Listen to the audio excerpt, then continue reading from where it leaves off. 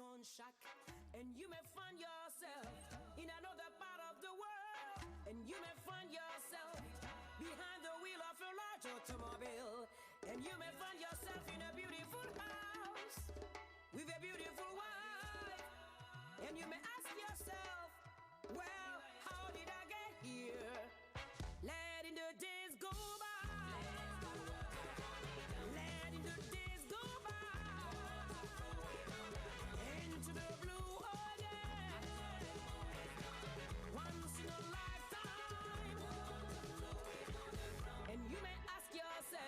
How do I work this? And you may ask yourself, where is that large automobile? And you may tell yourself, this is not my beautiful house. And you may tell yourself, this is not my beautiful wife. Letting the days go by. Letting the days go by.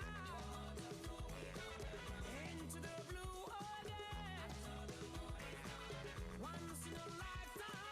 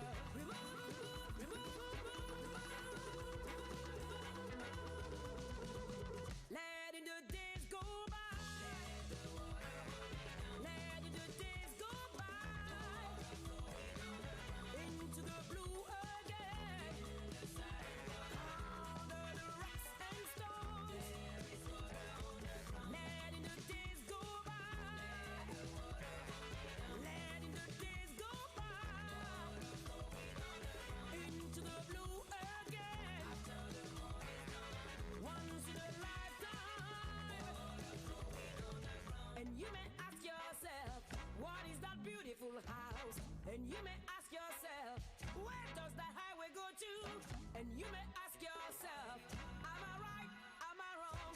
And you say to yourself, my God, what have I done? Letting the days go by. Letting the days go by. Into the blue again. Under the rocks and stones.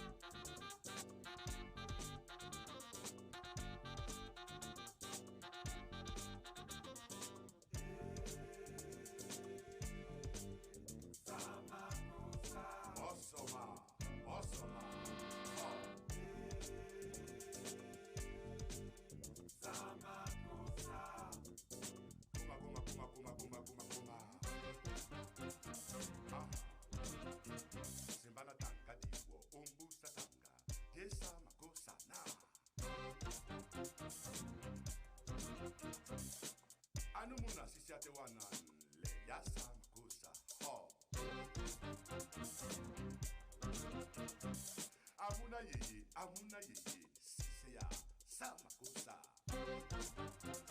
Aha, simbana tangadi wo, umbusa tangana, esamakosa. Right on.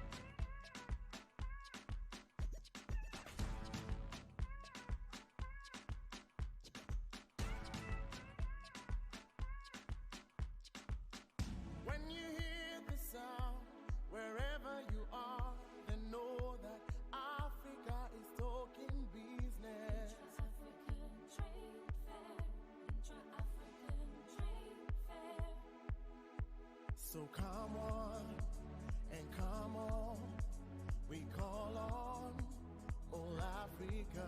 Come let us build our dream fall. Together we grow stronger and united. Paint out the sky with the proud colors of your flags and say goodbye to the dark.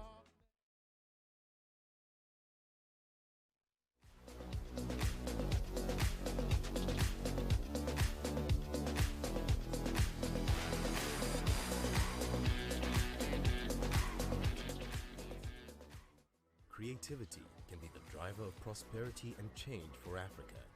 So we dance, we sing, we write, we are creativity.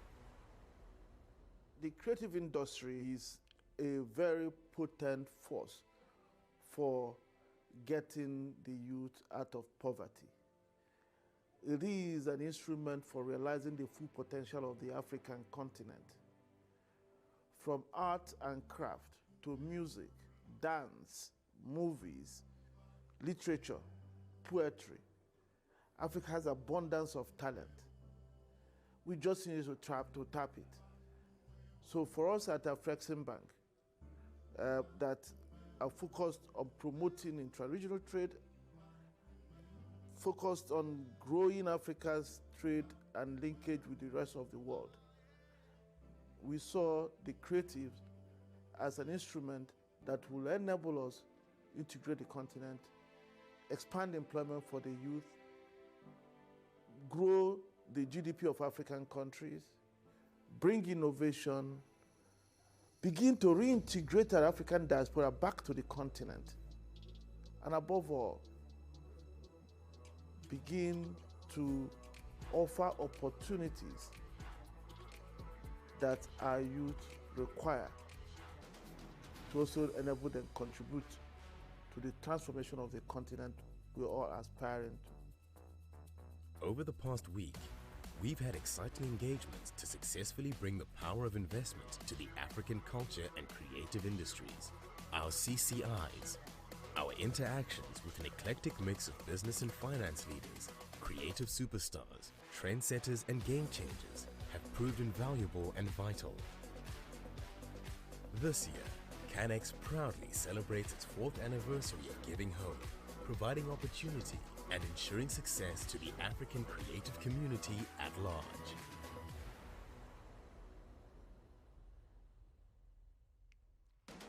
Ladies and gentlemen, please welcome the hosts of the CANEX Summit, Zozibini Tunzi and Ike Osakioduwa.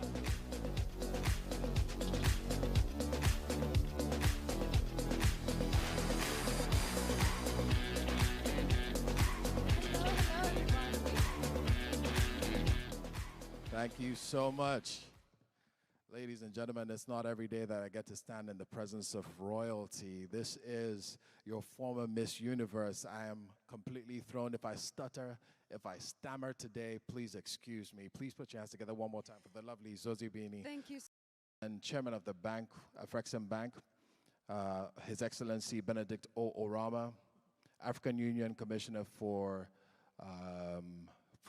sports, no, forgive me, African Union Commissioner for, see, this is what happens when I stand next to royalty.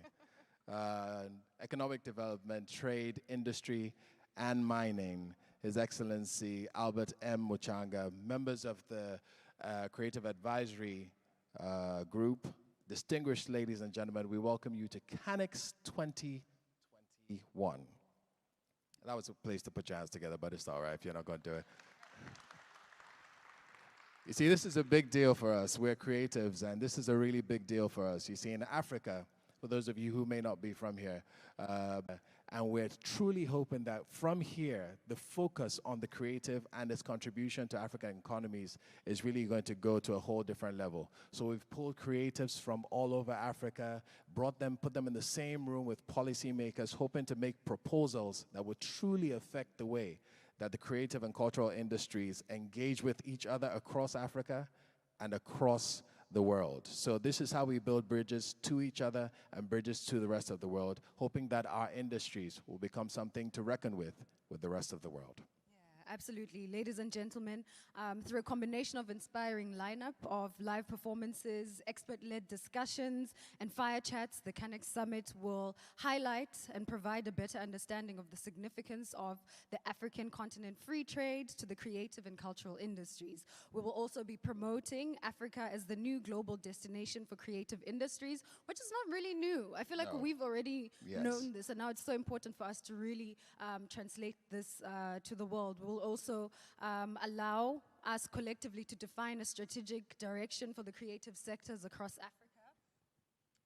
We will also just be remembering and acknowledging that, you know, Africa has come a very long and profound, beautiful way, influential cultural legacy that is defined by collaboration, respect, dignity, strength, unity, ethics, and prosperity. These are things that I feel like I stand for.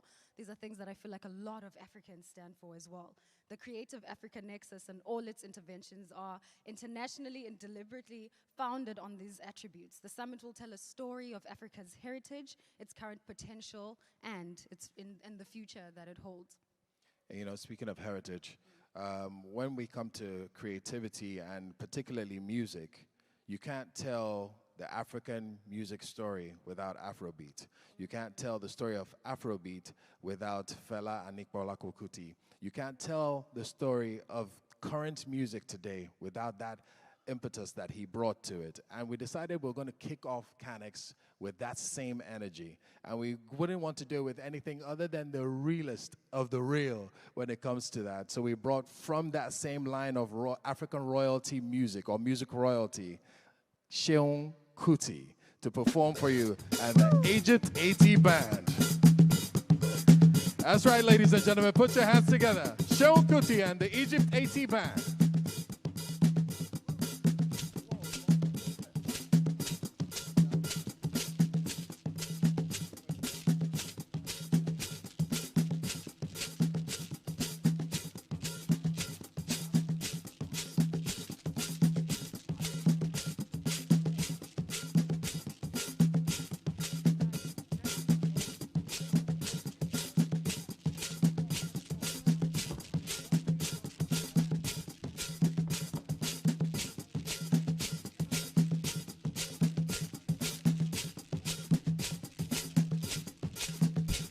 Hello, everybody.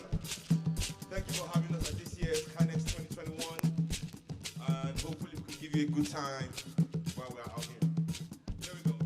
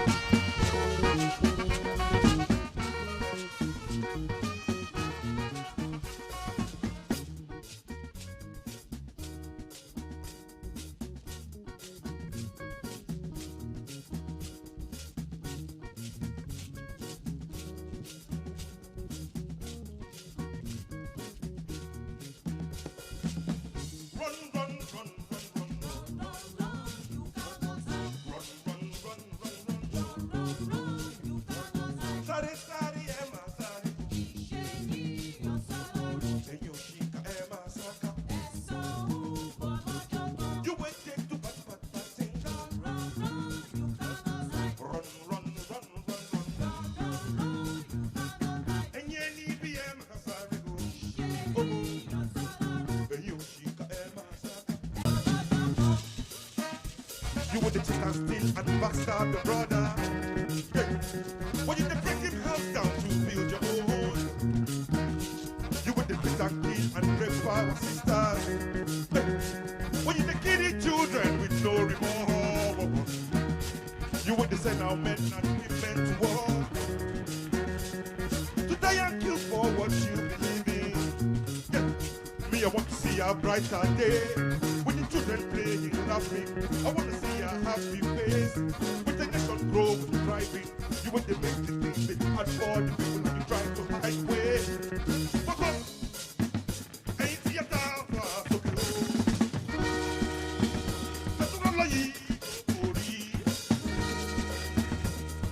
Bonnie Origo.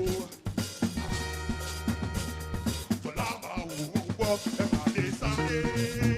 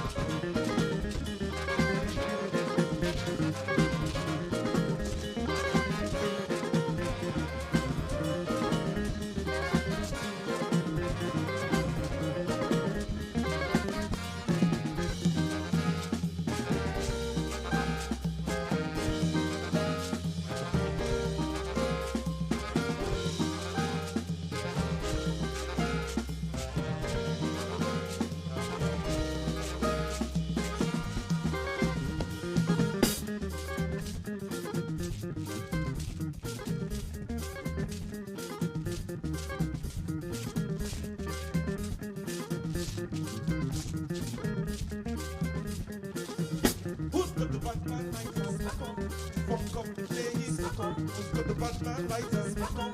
Let them feel the funk. Anywhere they feel funk. Anywhere my people they feel funk. Anywhere they them say no smoking. I know them joking. Anywhere they them say no smoking. I know them joking. Bad man light just fucking at the mall. Bad man light just fucking at the bad man light on the bus. Spark my bad man light on. Let them feel the funk. Anywhere they feel funk. You smell the funk, cause you got the funk to feel funk. Anywhere they them say no smoking. I know them joking. Anywhere they them say no smoking. I know them joking. Policeman get the bad man lighter. I mean man get the bad man lighter. The man get the bad man lighter. PDP man get the bad man lighter. Daddy them get the bad man lighter. Mommy self get the bad man lighter. Enough bad man lighter in the church. Enough bad man lighter in the mosque. Let me see your bad man lighter. Keep your fire burning. Let me see your bad man lighter. Spark up the consciousness. Let me see your bad man lighter. Keep your fire burning now. Let me see your bad man lighter. Spark up the healing. Let me see your bad man lighter. Keep your fire burning. Let me see your bad man lighter. Spark up your righteousness. Who's got the bad man lighter? Spark up the place. Who's got the bad man lighter? Let them feel the funk. And they feel funky. You smell the funk, cause I got the funk to feel funky. Anywhere they them say no smoking. I know them joking. Anywhere they them say no smoking. I know them joking. I know they count past the light. I know they count back. I know they count out you. I'm on a walk for my days. Come on, every day. Till you got 1, 3, 2, 3, 3, 3. Till you got 4, 3, 5, 3, 6, 3. Till you got 7, 3, 8, 3, 9, 3. Till you got 23, 23, 23. Till you got 43, 43, 43. Till you got 53, 53, 53. So you burn like 100 trees. So you burn like 100 trees. So you burn like 100 trees. So you burn like 100 trees. So you go down, so you go down.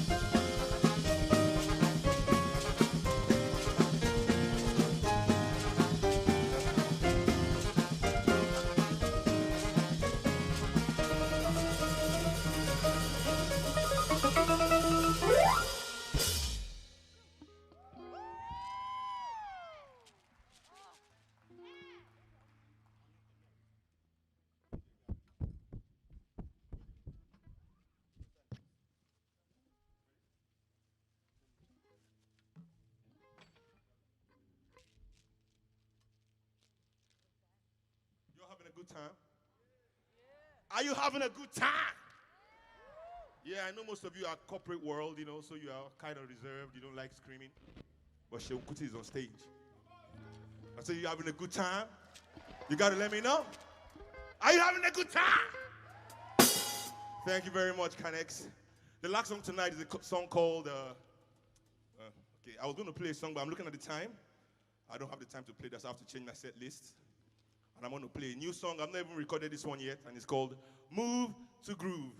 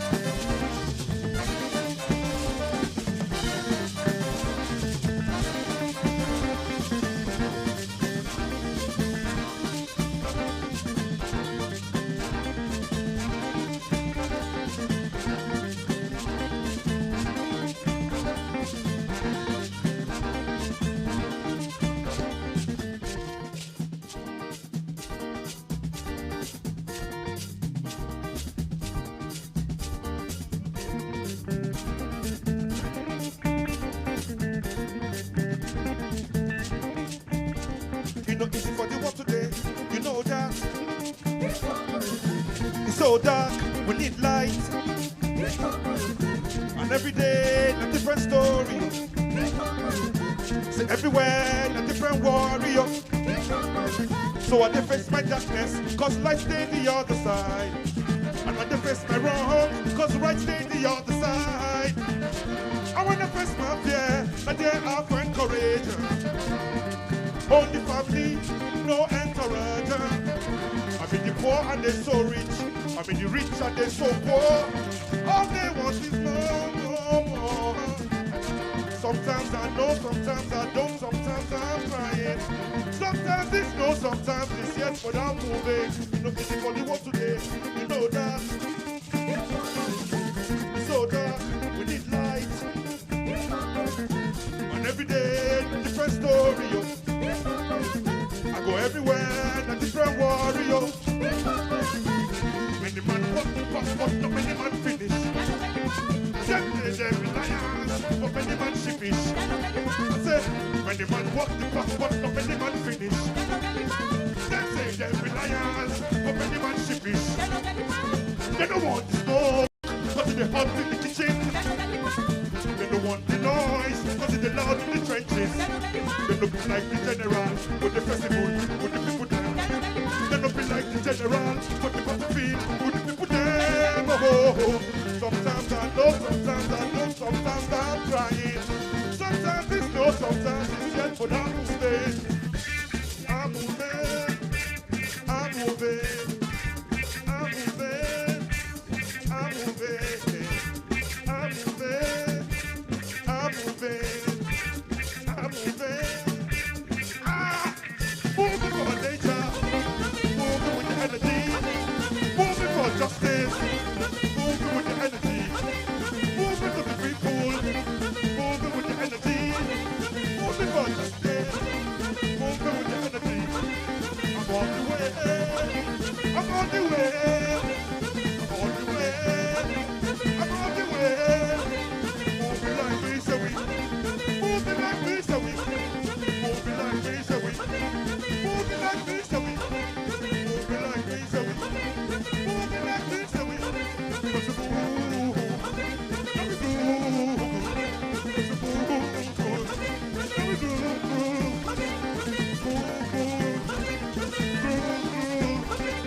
Move.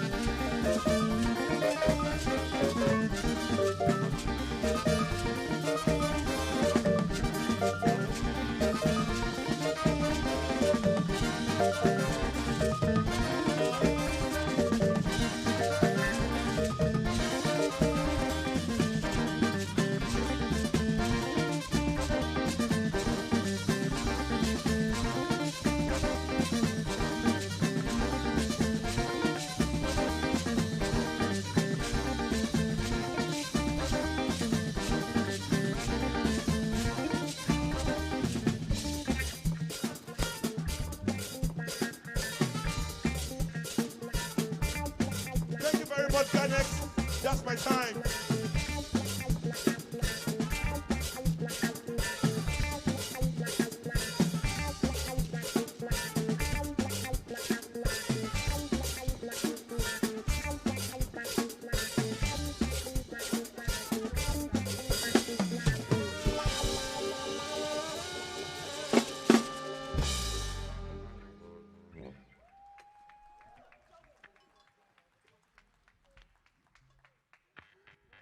That is true artistry, ladies and gentlemen. Staying flexible, reading the room, and being able to deliver.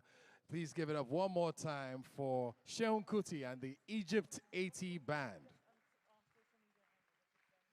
You know, I'm just going to be honest with you guys and tell you that growing up, I didn't really think of my Nigerian accent as a pretty or a sexy thing. You know, I used to think the Italian accent was nice. I thought the French accent was pretty. I wasn't too fond of the German, but, you know, I didn't think our Nigerian accent was something so gangster and lovely to promote out there. It wasn't until I watched a show on TV called Bob Hart's Abishola, which plays a nurse, a Nigerian nurse set in the US, right, with this very strong Nigerian background, strong Nigerian accent in the midst of all of America. And it plays up all the beauties of the difference, and I mean that, the beauties of the difference of our cultures. And it wasn't until I heard her strong Nigerian accent in the midst of all those American accents that I realized, guys, our accents are sexy. Very, very sexy. That's right. Put your hands together for yourself. I want you to join me in welcome NAACP-nominated actor. We're proud to have her here at CANEX. She's coming to speak and give a few opening remarks. Please join us and welcome the beautiful Folake Olofoyeku.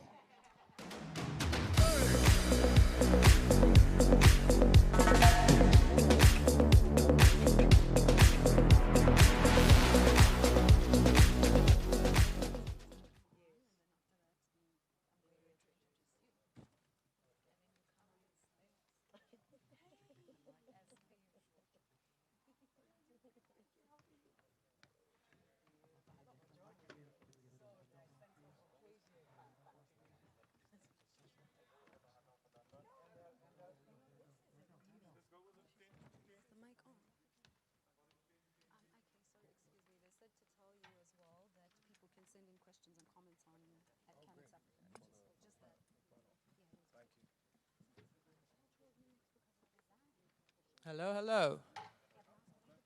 Can you all hear me? Perfect. Hi. Good morning, everyone. I'm going to need you guys. I need you guys. It's been a long 3 days.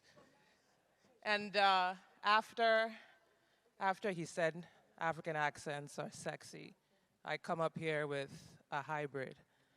But if you like, I can do the entire speech in my Nigerian accent. Please do. All right, good morning, everyone. I literally got to set at the Warner Brothers Studios at 6 a.m. on Wednesday morning. Finished shooting season 3, episode 10 of my show, wrapped, rushed to the airport in Los Angeles, and landed here in Durban, South Africa 2 hours ago. So I need your energy. Thank you. And it's worth it. It most certainly is. How wonderful it is to be in this room with you all, my people. This is a very powerful movement, and it's about time. You know, when I was invited to give this opening remarks, I thought to myself, well, why me? Then it dawned on me. I am a unique embodiment of the very thing this summit stands for. As an artist, I am an African export, and I am an African import. Living proof that it can be done successfully.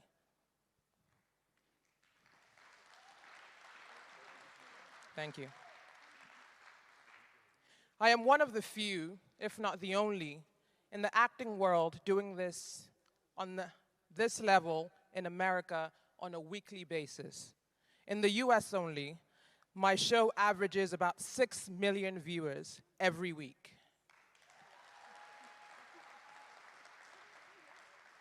So that's actively exporting Nigerian culture, our art, our values, to 6 million American viewers on a weekly basis.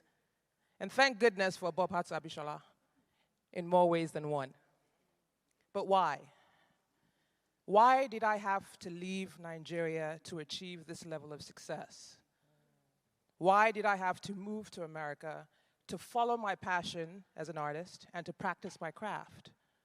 Why did I have to move to America to become a Nigerian face on an American show, and then that American show is then exported, sold, and airs back in Nigeria? Sold and aired in multiple countries within Africa and worldwide. Why aren't we Africans doing this ourselves as well? Why aren't we successfully telling our own stories on a global scale? How do we maximize the power of our creative assets within Africa? With great power comes great responsibility. And so I do ask myself, with my platform, how do I give back? How can I use my success in the United States, my expertise, experience, my networks, and resources to be of service here at home in Africa? So the next generation of artists from this continent don't have to leave their families like I did, don't have to leave their homes in search of creative liberation and creative success in a foreign land. I wish I had the luxury of spending my parents' last years with them in the comfort of the only home I knew, Nigeria. I believe the answer begins in this room, with these agreements that have been made between African countries. It's about time. For too long, our stories have been told by others. Watered down, warped, inaccurate, lacking its potency. You know, right? You guys know. Do you guys know what I mean? You know that feeling when you watch an amazing film? Hints of Africa are infused here and there, and you're excited for it. But if only that one detail was done just right, that accent just a little bit more accurate, the appropriate music applied to the appropriate landscape. You know, that almost feeling you get when you're watching images of what is supposed to be your people. That we're about to experience something mind-blowing and never seen before, but something was left out, or it only focuses on the negative. How powerful it will be when Africans are the ones telling African stories on a global scale, with large production budgets, infrastructure, education, passion, and professional skilled hands that match the quality of the product that we want to achieve, that match the kinds of return we want to see. It begins in this room. And I'm here to tell you that it's possible. Now that I've lived in both worlds, Nigeria and Hollywood, and participated with many at the highest level of professional levels, I can tell you that it's possible for us to do this ourselves. Not just fictional and fantastical realms, but also historical stories that embody our magnificent, rich histories and culture. I've walked on sets in Nigeria. I see that we have extremely talented people. I've spoken to Africans in our industry. We have phenomenal stories. There is so much more that can be achieved when all the necessities are put in place, when we are giving the support needed to thrive creatively. It begins in this room. When the props guy, you guys familiar with props guys? No, I guess not. But when we realize that every minutia of our industry has to be treated with respect, we will achieve the highest quality product and the largest return possible. The entertainment industry is a team sport, and it begins in this room. with the agreements that have been made between African countries. We need to work together to achieve the success we desire. I'm excited that we're having this summit because if it is successful, when it is successful, our continent will be formally recognized as one of the primary creative centers, as it should be. We set the trends after all, don't we? The dances, the music, the clothes, the accents. Presenting our own stories and our own images, we dictate how we expect to be treated. And by backing it up with production value and quality, we establish Africa as a creative hub. If in these rooms, we can successfully discuss, successfully come together to focus on the greater good of our continent, we will change the course of the world.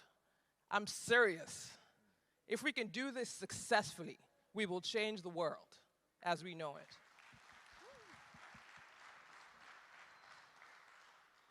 You see, one of the things I've learned from my time in the industry is that cultivating and exporting our own images and stories, both within Africa and to the rest of the world, is one of the most important and powerful exports.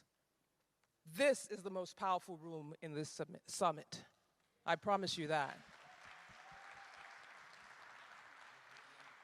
As artists, we set the standard culturally. We plant ideas. We inspire. We have the ears of the future. As artists, we operate and create from passion and love, the most powerful tool in the world, love. You know, we're in a beautiful stage in humanity. We are more aware of our impact on the earth, how important it is to be mindful to our planet. So I implore you, as we look to grow the film and entertainment industry, it is vital to our success that we look to sustainability, look to humane treatment, look past ego, and selfishness, look to positive impact and the greater good of the continent, the greater good of our world. Look to love. Art is love, after all. And in this case, considering the demographic in the room and considering corporate goals, I'll say this. If you're not concerned with human practices, which you should be, then consider your pockets. It is proven that incorporating this sustainable and humane practices generates more value and the best quality product, and so more money in your pockets. I'll sum up with this. What I see here is a rare opening, a rare opportunity because of how strategically placed we are as a growing industry. As we start exploring how to delve deeper into the entertainment industry and maximize our potential, we don't have to learn in a bubble. We have resources. You all in this room. There are models in place that already exist around the world. There are professionals like me who have experience and expertise and want to be of service. You just have to learn from the successes, the mistakes, and incorporate the best practices as we build. This is an opportunity to perfect a system and structures that already exist, not replicate things with its flaws. Way too often, systems have been shoved down our throats as Africans. The British. This is an opportunity to create a system that's natural to us Africans. The world is starving for authenticity. They are starving for the authenticity of African stories, told through our own lens, whether they know it or not. And we all deserve to see all these images. Every young African girl and African boy deserves to grow up seeing authentic images of themselves. This is the purpose of this summit, to pool our resources so that we can export and import our stories. I'm telling you, now is the time. It begins in this room with these agreements that have been made between African countries. Entertainment is the new crude oil.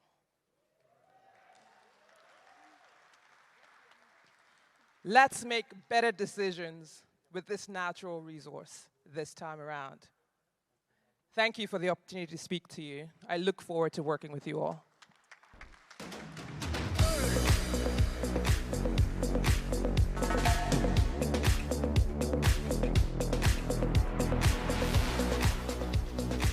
Ladies and gentlemen, please give it up one more time for Folake. Come on, come on. She is such an incredible woman, and she said so many important things that I think we can all take away today. For one, why is it that people are always telling our stories? You know, there's so many places where you hear what people think about Africa, what their perceptions are of where we come from. And this is because we haven't stepped up into the light to tell our own stories. And so that's why it's so important to use our voices at all times to do that. Because let's be honest, we are the blueprint.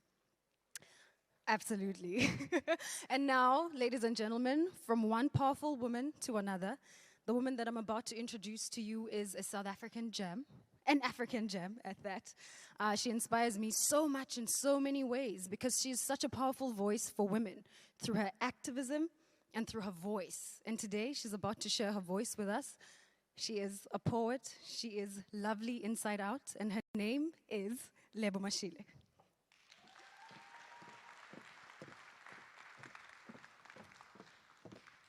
Re ba Mashile ba segodi sa Malekane, mokibane wa Monesa, morale ngwana wa Lepulana, pula ha chabe. Ke machabatladi serutha ka mosela, ntheng ya thaba magale a serurubele, re machilwane a shibe, a shila naka la moshidi ka mosho, a shila tlhogo tsa batho, rena ba maswi ka maramaga e ke go maya chilwane. We call on memories buried deep inside skeletons of the first people to walk the skin of the earth, who nursed and nested in the cradle and spread civilizations across the planet like seeds.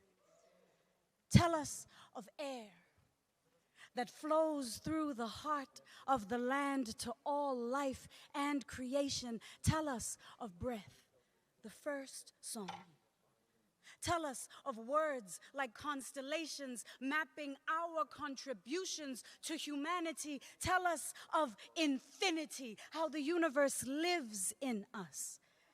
Tell us which stars bear our names so we no longer have to fear the night. Tell us of earth, of roots that course through the body of the land like veins through flesh. Tell us of the force that squeezed the red sand like dough to form mountains. Tell us how to build strong communities like gemstones forged under extreme pressure. We call on the desert to remember when she was the bottom of the sea. Help us understand how to be fluid like water. How to We are not afraid of time. Tell us who we once were. We are not afraid of ourselves. Once, we were travelers. Wherever we found water and warmth, we were home. Once, when we knew the ocean's true names, you could send a beat from Indian to Atlantic, Giza to Great Zimbabwe. A scripted message traveled from heart to hand, to drums, to dust, to ear, to village, to kingdoms. Songs of divination, songs of destruction. Coded connections contained in clan names and cattle. Cosmic formations and the scars that hold both beauty and tears. Once we knew that a human being was more than a two-legged consumer, more than a permit or passport holder, more than a slave or child of war. An African in motion is a tangent in time, a multi-dimensional expression of lineage, a collection of talents mined through survival, made manifest in transcendence. We transcend borders of geography, skin, and mind. We make empires out of empty space, create culture out of chaos and catastrophes. Through turbulence and turmoil, we never stop. Like the flow of our resources, we never stop. Like the tides of our geniuses, we never stop. Like the forces that would divide us, we never stop. Every child, my child, is wrapped in a ribbon of rhythm. Every child, my child, is wrapped in a ribbon of rhythm. Every child, my child, is wrapped in a ribbon of rhythm, wrapped in a ribbon of rhythm, wrapped in a ribbon of rhythm. Every child, my child, is wrapped in a ribbon of rhythm.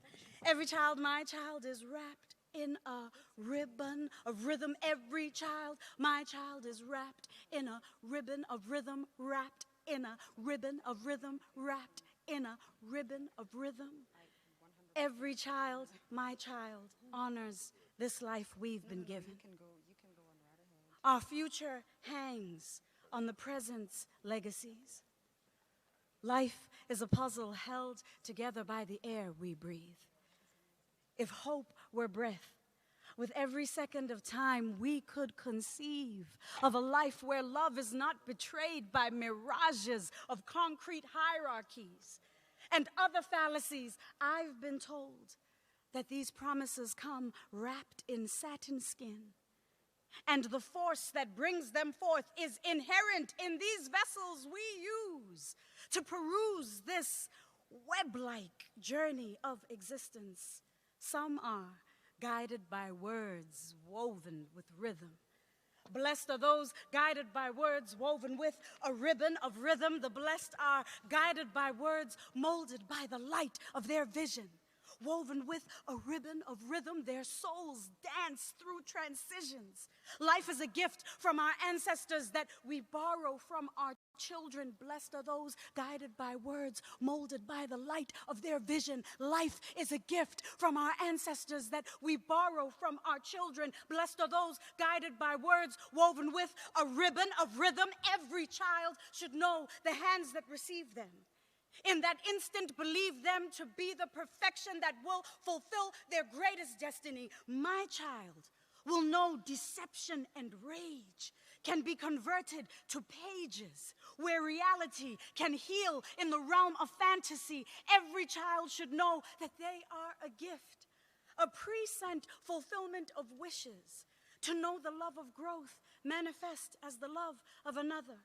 My child will know they once were a dream. My mind's eye could only conceive once my spirit was strengthened into something bolder.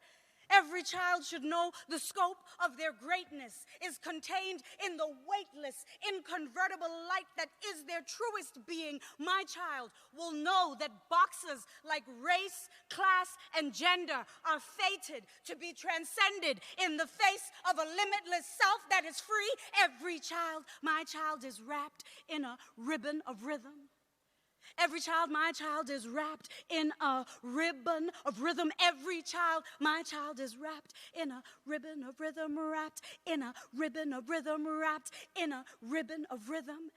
Every child, my child, beings of light and wisdom, sees that the colors of beauty flow through a jagged prism, that character grows through fear, suffering, and intuition. So never strive for comfort, because life begins on its fringes. Never blame another for the corners you might find yourself in. You'll tie a noose around your pride, forever being a victim. Never weigh another against the values you choose. Some demons plague you till death. Others walk with you to free you. Some demons plague you till death. Others walk with you to free you. Some demons plague you till death. Others walk with you to free you. And if you give them a chance with time, you might break through to be you. and be true to the psalm that was written on your palms just before you were born, to the path that was crafted in your heart. Before long, this moment will be nothing but a memory, shining forth from a blackened history like the stars, an after-burning eulogy to this instant that once glued you to me, and I live to honor the child in me. And she lives to honor the child in we. And we live to honor the child in thee. Every child, my child, is wrapped in a ribbon of rhythm. Every child, my child, is wrapped in a ribbon of rhythm. Every child, my child, is wrapped in a ribbon of rhythm, wrapped in a ribbon of rhythm, wrapped in a ribbon of rhythm. Every child, my child, is wrapped in a ribbon of rhythm. Every child, my child, is wrapped in a ribbon of rhythm. Every child, my child, is wrapped in a ribbon of rhythm, wrapped in a ribbon of rhythm, wrapped in a ribbon of rhythm. Every child, my child, honors this life we've been given.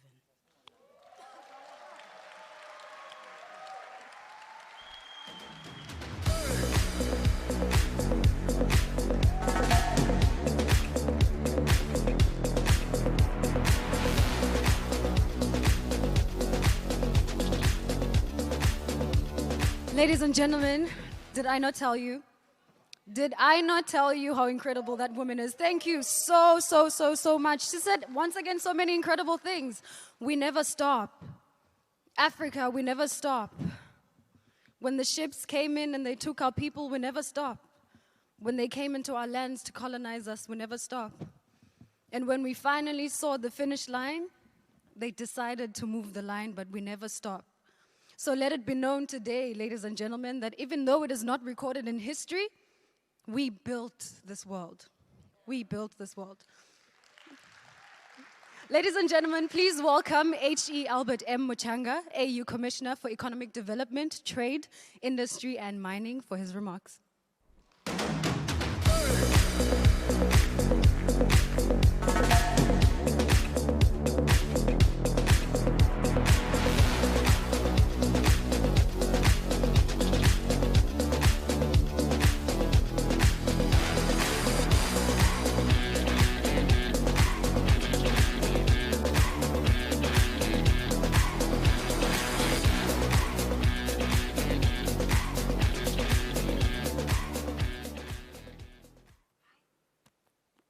Thank you very much, co-directors. And I would also like to thank the singers who really entertained us, as well as the poet who gave insights about our powers as Africans. I salute His Excellency, the Minister of Sports, Arts and Culture, Mr. Tan Mutetwa of the Republic of South Africa, as well as Our Excellency, the former President of this country. I also salute my brother, Professor Benedict Orama, the President and the Chairperson of the Board of Directors of the African Export-Import Bank. I also salute the members of the Creative Africa Advisory Group. And I salute all of you, the invited guests and the ladies and gentlemen. And in the same vein, I greet each and every one of you. I'm standing here representing my sister, Amira El-Fadil Mohammed Amira, the Commissioner for Health, Humanitarian Affairs and Social Development in the African Union Commission. She will not be with us today due to other commitments. And she sends her greetings and best wishes for the outcome of this summit. The Creative Africa Nexus, or CANEX, presents an opportunity for cultural and creative workers to promote their products and services, as well as reach out to regional and international markets. We heard the message. Africa must export her talent just as much as she imports the talents of other countries. In the African Union, this year, 2021, is the year of arts, culture, and heritage, levers for building the Africa we want. The pavilion on CANEX is a contribution to the implementation of all the activities under this theme. And as part of the implementation of the theme, various policy documents in arts, culture, and heritage in the continent will be at the level of the African Union, be validated, and where appropriate, enter into force. One of the pertinent documents is the revised African Union Plan of Action on cultural and creative activities. This is an important blueprint in the promotion of the development of the creative economy in Africa. It is also a guide for the development and strengthening of the African cultural and creative industries with a focus on development that is inclusive, good governance, economic empowerment, poverty reduction, job creation, trade, and economic integration. In addition, the African Union Plan of Action focuses on the protection of intellectual property rights. This encompasses the increase in copyright compliance in member states and the implementation of the plan to protect intellectual property rights of creators through effective legislation and enforcement. Intellectual property rights protection is very essential in fostering human creativity and innovation so that these thrive. Giving content creators incentives in the form of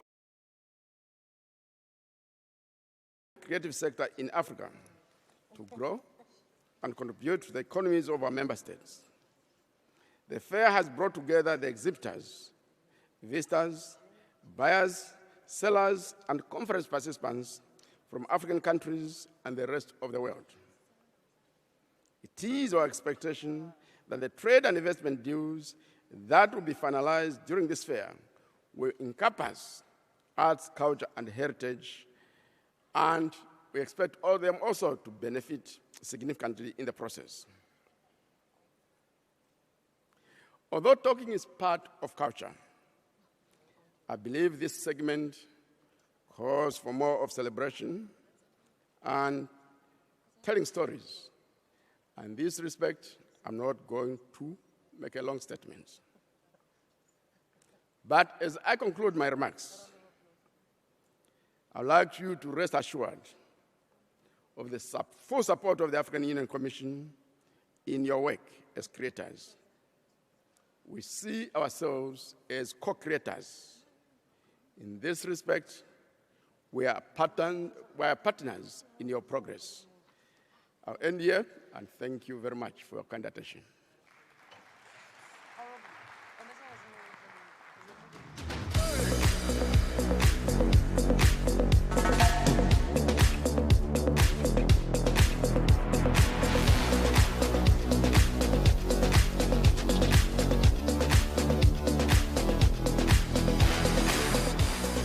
Please put your hands together one more time for His Excellency. Powerful, precise, concise. It takes an intelligent mind to do that. Thank you very much, sir. Next person I'm bringing you is another spoken word artist. He's someone I've known for years. We haven't been in touch for a while, but I've known him for quite a few years. We went to the same secondary school. I'm saying this to express my gross disappointment in his his career. He has done so well, don't get me wrong. But let me tell you a little bit about him. Back then in secondary school, his father was the Minister of Information. So we used to tease him a lot whenever something was going on in the country, tease him about his dad. But we were very careful because he comes from a peculiar family. You see, he and all his siblings are the most elegant of martial art fighters. I'm talking 6, 7 Dan black belts.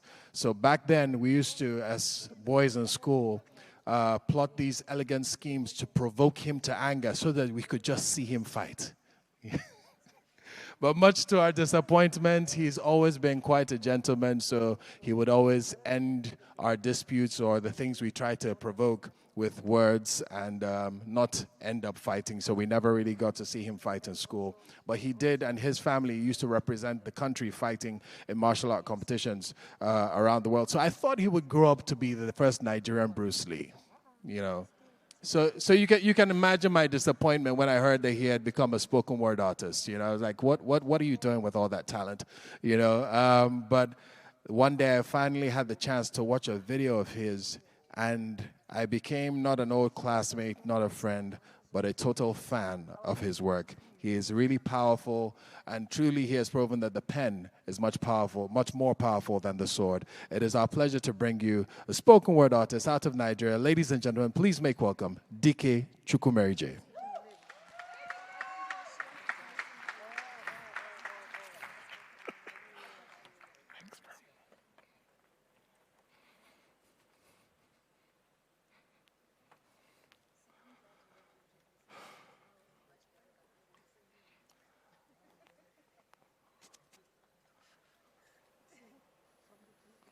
On the 25th of May, 2020, an African-American man by the name of George Floyd was murdered in the US by the police. His murder sparked a protest that very quickly went global. I, like the rest of you, was deeply moved, deeply shocked by the manner of his murder.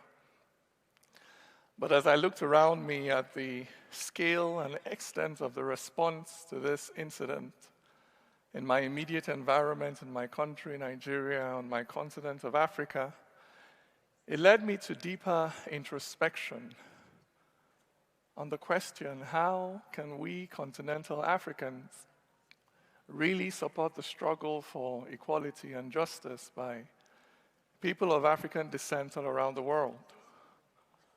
And so, being an artist, I wrote a poem titled, How the African Can Help the African American. We can march. This is good. Carry placards too. Hold candles in the streets. We can kneel in protest. We can write him our poems, put his name on our tongues. We can use his hashtag in all of our posts.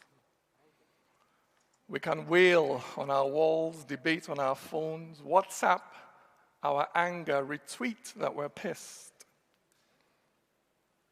We can cry. This is good. Demand for his killers. But still, we would not have done what they need from us. Africans, tell me, in 400 years of that trade in slaves, how often did his armies overrun our towns? By the sea, he waited on islands and castles for the black man to bring out the black man in chains. We did not sell him our brothers and sisters. We did not sell him our own husbands and wives. Unless they were criminals, unlucky, or outcasts, they were not really the ones we put on those boats. We did not sell him our children born in our own homes, still slippery and wet, crying in our arms. Not our friends or our neighbors. We did not do this. We did not go slave raiding inside our own towns. No. It was the other we sold. We sold him the stranger, the ones who lived on the other side of the river. The Kweri we sold, the non-indigens. We sold him the ones from those other tribes. You see, Mbundu attacked Bakongo for slaves. Oyo attacked Nupe for slaves while the white man was waiting on islands and castles. The black man brought out the black man in chains. Aro attacked Afikpo for slaves. Fulbe raided Mandinka for slaves while the white man was waiting on islands and castles. The black man brought out the black man in chains. Till their slave ships settled under the weight of black bodies, and shiny new mirrors appeared on our African walls. For the African slave bought by the white racist was brought to market by the black tribalist. Imagine, had that tribalism survived the Middle Passage, Harriet Tubman would favor Igbos on the Underground Passage. Rosa Parks for Zulus, Martin Luther for Bembas, Malcolm X, by any means necessary, fights for Ashantis. Beyonce is Somalian, Jay-Z is Eritrean, Obama avoids them both because he is Kenyan. Jesse Jackson sits out the sit-out for George Floyd because he can tell from the name that he's not from my tribe. The Yorubas on one plantation formed their own movement. The Fulani will not join unless one of his is made president, while their people are being hung from the same willow trees. The Hutus and Tutsis will be killing themselves. But imagine that freed from the shackles of tribes and tongues, from cotton field to boardroom, plantation to White House, able to march to the same freedom songs from slavery to Selma, the African in America rose. Emancipated from the need to ask, hey, where are you from? To judge a brother or sister by tribalism, shoulder to shoulder, now able to march, the African in America rose. And now all that they need, really need from us, for they've marched, they march, they will march for themselves. All that they need, really need from us, is a homeland that they can point to with pride. For the stigma they still bear cannot be washed off by the sponge of achievement or the soap of hip-hop. For Mughal or gangster, they will always be judged by the state, by the stride of the black continent. The stench of our conflicts, it crosses the seas. Our corruption and ineptitude, the mediocrity we live in, our inability as Africans to close ranks ourselves and build the continent, this is the burden that no individual achievement by our people abroad can lift from the backs of those of African descent. For princess or president, they will always be judged by the state, by the stride of the black continent. To liberate ourselves from this divisiveness, these are the chains only you and I can break. To reach out and touch across these artificial boundaries and pull together for Africa's sake, so that free from the shackles of tribes and tongues, this is all they need from us. Shoulder to shoulder, this is all they ask. From Cape Town to Cairo, that Africa should rise. Thank you.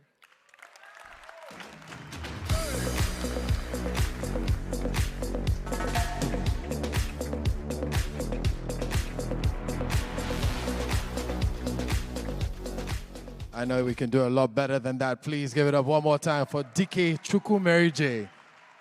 Phenomenal words, and we say amen. That was beautiful. That is a true heart cry of the nations across Africa. We need to rise, and I think that's what IATF is about. That's what CANEX is about, and we're going to hear more about that passion to rise from our next speaker. He is the president and chairman of the board of Afrexim Bank. Please join me in welcome His Excellency, Professor Benedict O. Orama.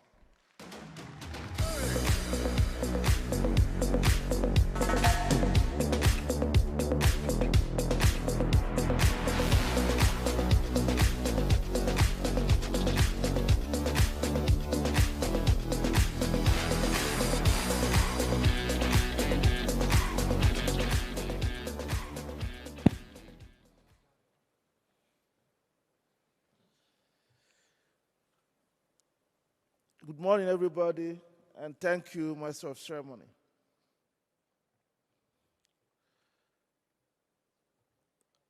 Our esteemed host, the Honorable Minister of Arts and Culture of the Republic of South Africa, Mr. Ntetwa. I would also like to recognize the former Vice President of the Republic of South Africa, who has joined us today. Thank you very much, Madam.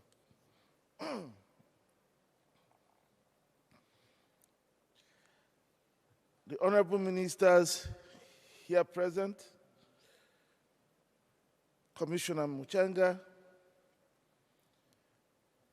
the Secretary General of the AFCFTA Secretariat, members of the board of Afrexim Bank who are here with us, our distinguished personalities here, actors, performers, singers, poets, my dear wife Chinelo, distinguished ladies and gentlemen. A few years ago, I was vacationing with my family on the small island of Georgetown in the Bahamas. The waiters at the hotel we stayed became ecstatic when they discovered that we were Nigerians. Initially, they did not know because our address was, of course, Cairo. So when they found out that we were Nigerians, they became very elated. To my utter surprise, these young men and women, living thousands of miles from the westernmost part of Africa, began reeling out the names of Nigerian movies, the movie titles, the actors, particular scenes, telling us of Aki and Bobo, mentioning names, many of whom I did not know about. Momentarily, my family and I assumed superstar status, respected and loved. We received special treatments at the beaches and the restaurants. I did not know how Chinelo felt, but I did bask in the unearned accolade. So, Your Excellency, distinguished ladies and gentlemen, I've told this story because although it was a pleasant and ego-boosting experience, I was stunned by how far an African creative genre had traveled. I spent most of my life in Cairo, so I was not following so much developments in Nigeria at that time. Without any fanfare, young men and women had turned creative talent into tradable services with global reach, appeal, and consequences.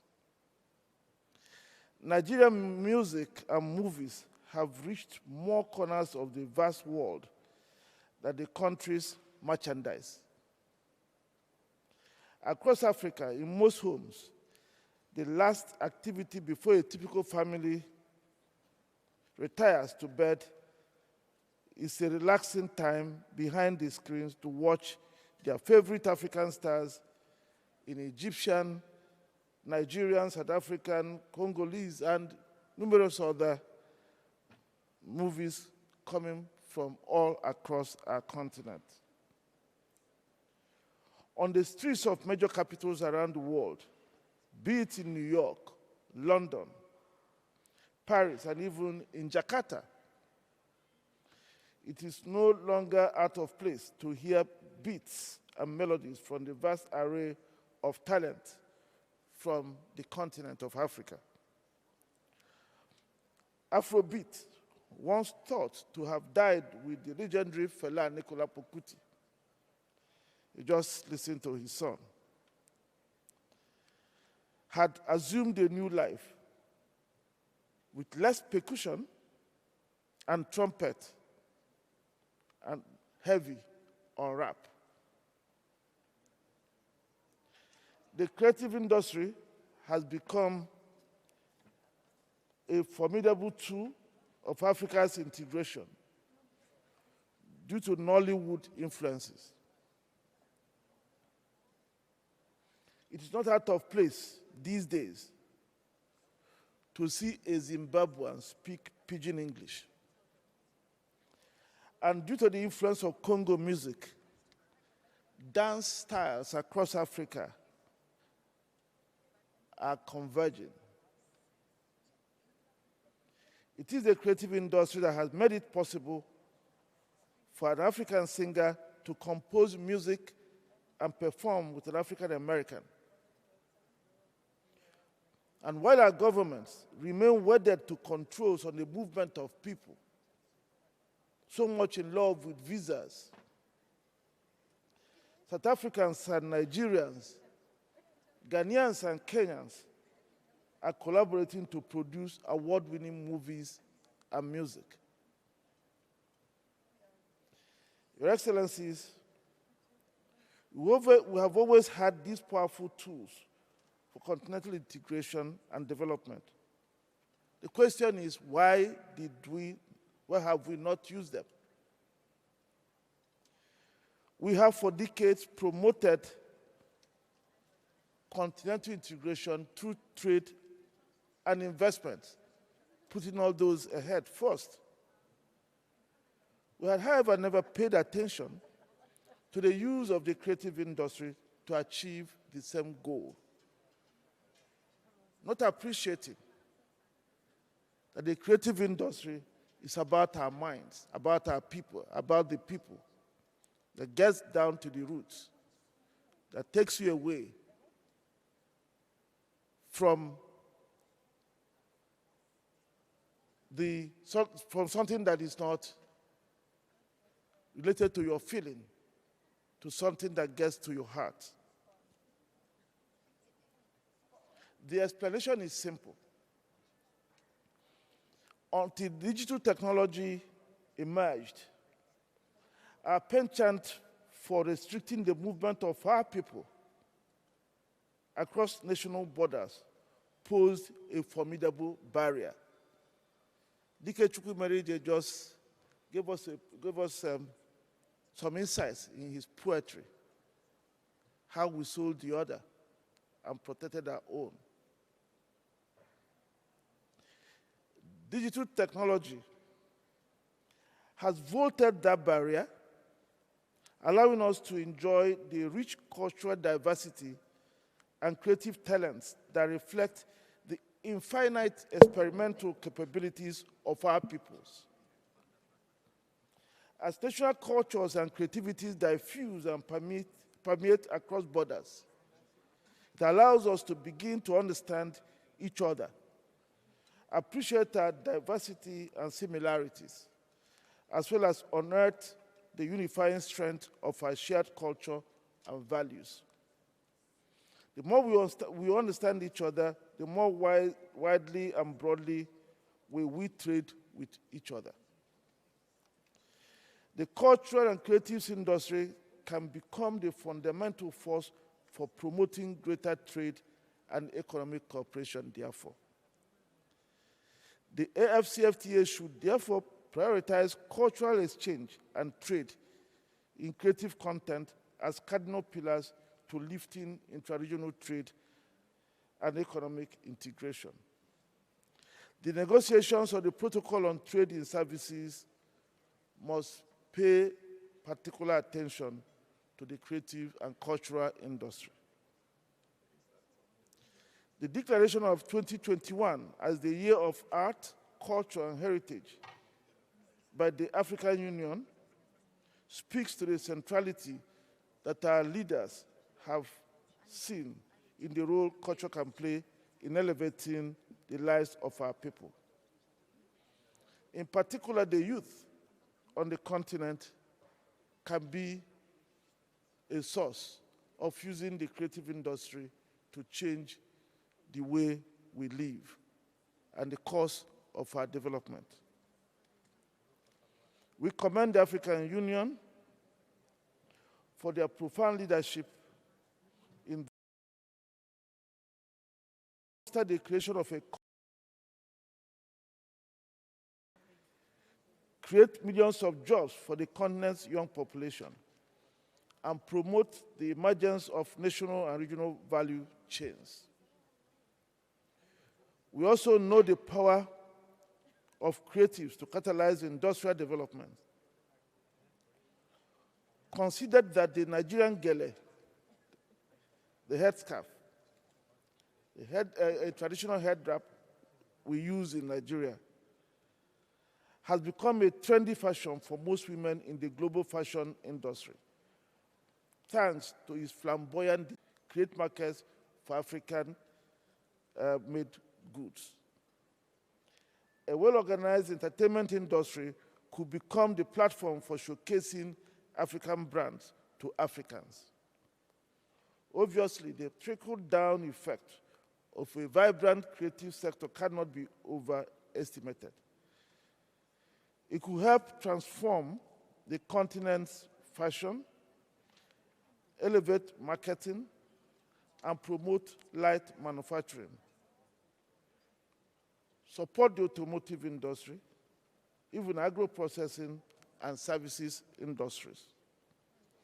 A properly organized industry could improve access to finance, which remains a bane to the continent's cultural and creative industries. The creative industry sector has tremendous input-output linkages with the rest of the economy. Today's event, being held as part of the Intra-African Trade Fair 2021, is part of the broad spectrum of initiatives by Afreximbank, the African Union Commission, and the AFCFTA Secretariat to create a strong continental creative and cultural industry. In 2019, Afreximbank launched an African Creative Economy Strategy under the platform of Creative Africa Nexus to leverage African and global resources and partnerships to transform the continent's cultural and creative industry. Critical elements of CANEX include, amongst others, financing, capacity building, exports and investment promotion, linkages and partnerships, digital solutions, and policy advocacy. So I will not waste your time today setting out the potentials of Africa's creative industry. I think you all know that more than I do.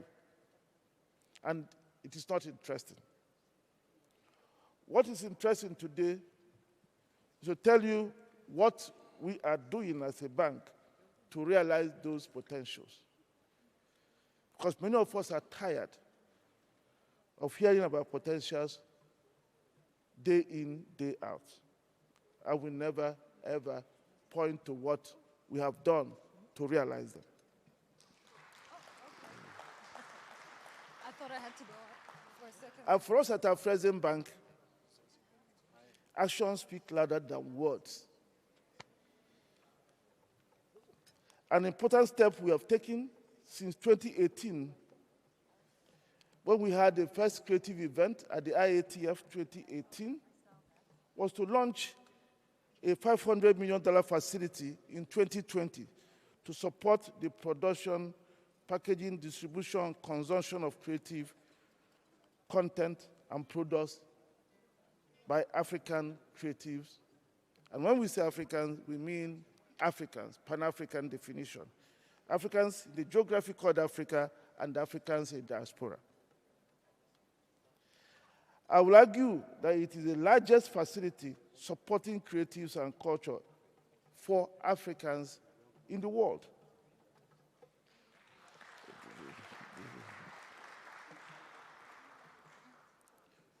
Through this facility, we actually aim to show the way, to tell our peers and everybody that the creative industry is a bankable market.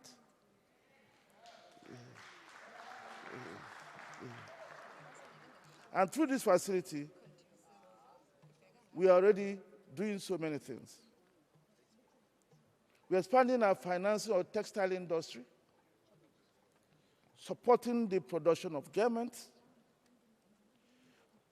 We are about to finalize the financing of some African entrepreneurs who are about to acquire a Swiss manufacturer of popular African fabrics.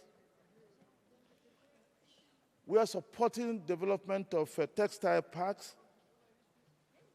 in a number of countries, including Togo and Burkina Faso.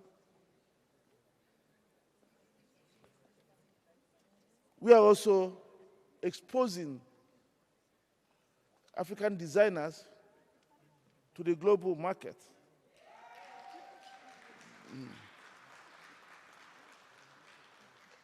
A few weeks ago, we took about 20 designers to the Portugal fashion show.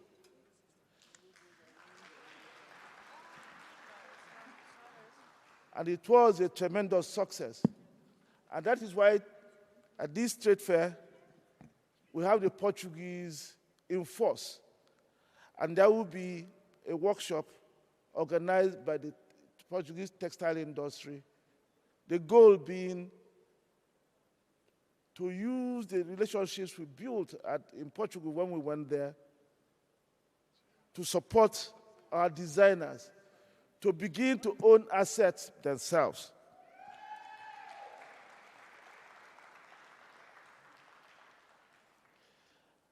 The bank has also recently approved a facility for a movie production entity, which is a collaboration between Nollywood and Hollywood. I believe the movie will soon premiere. We have a number of similar projects in the pipeline. Afrexim Bank has also collaborated with Vincent Berry II, who is here with us. Vincent, are you here? Maybe you should stand up.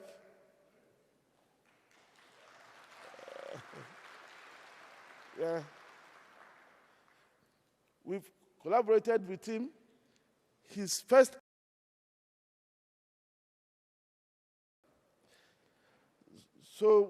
he has helped us to organize songwriting masterclasses, which we branded the Cookout Africa Masterclasses, to help young African songwriters to write and produce songs that can be placed globally. Since the launch of this initiative, about 400 young Africans have benefited from the training program. During this week, he will unveil the music of the Grammy Award winner, Vincent Berry.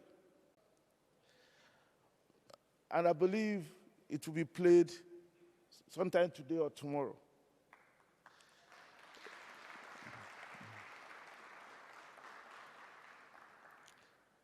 And the interesting thing about it, that all our youth who contributed in producing that music hold the copyright to it.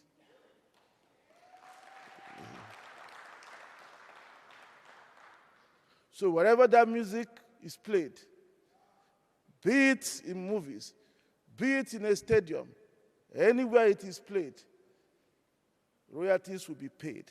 And these young men and women will get theirs.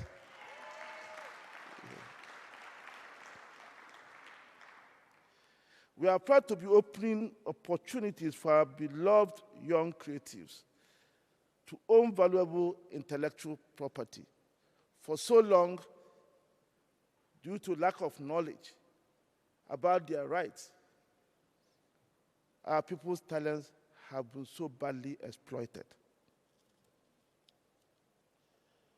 The bank has also provided credit lines to young entrepreneurs to build entertainment studios and pre-finance other forms of movie production. We are also processing a facility for a major US star to develop a production studio in Botswana to produce shows that would then be exported to the world. The message from all of this is that you should know that Afrexim Bank is behind you. Go out there, go and buy fabric manufacturing factories wherever you see them in the world. As long as you're an African, you come to us, we will support you. Buy the rights for intellectual property rights for any creative content. Go and negotiate them and talk to us. We must know that one way we must take control of our lives and our talent is also to take control of the supply chain.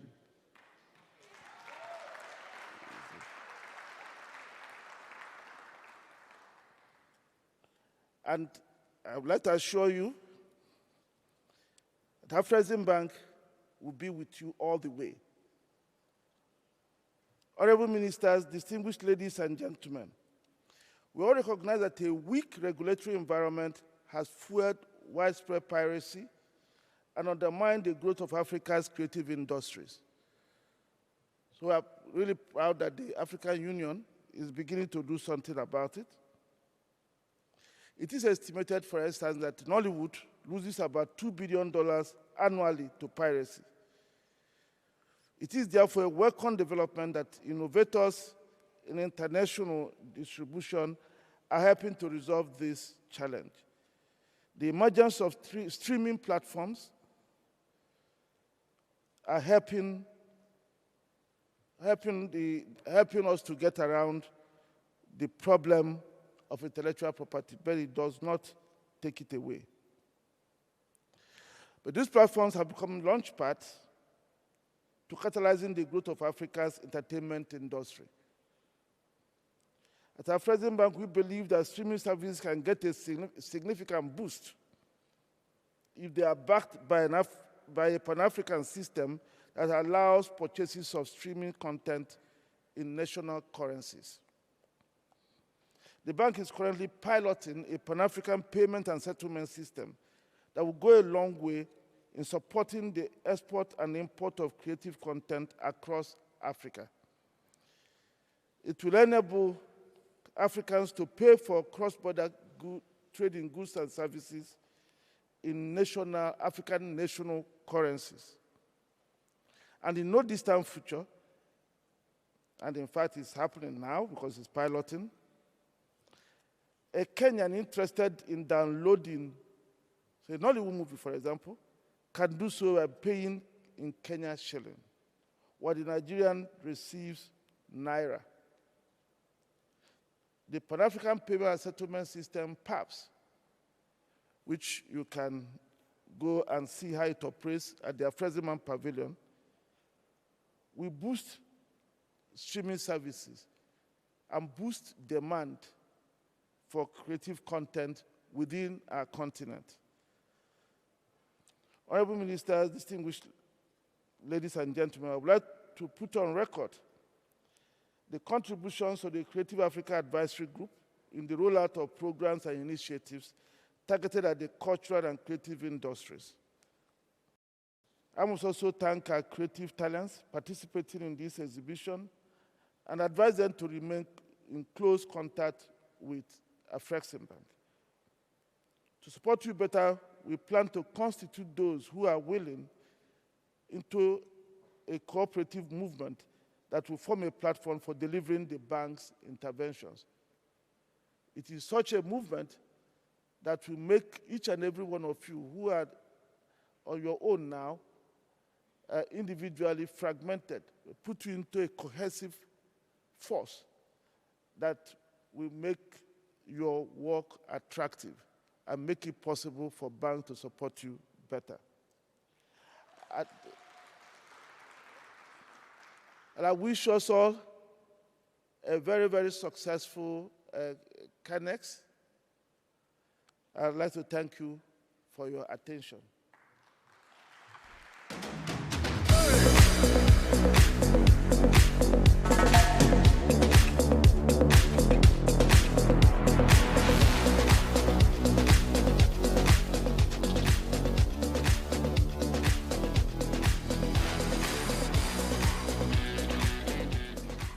Thank you so much to His Excellency, and we just want to thank the bank as well for standing behind the creative arts. And now, the guests that I'm about to introduce, I'm a little jealous of, I'll admit, because they casually are born and live in a holiday destination.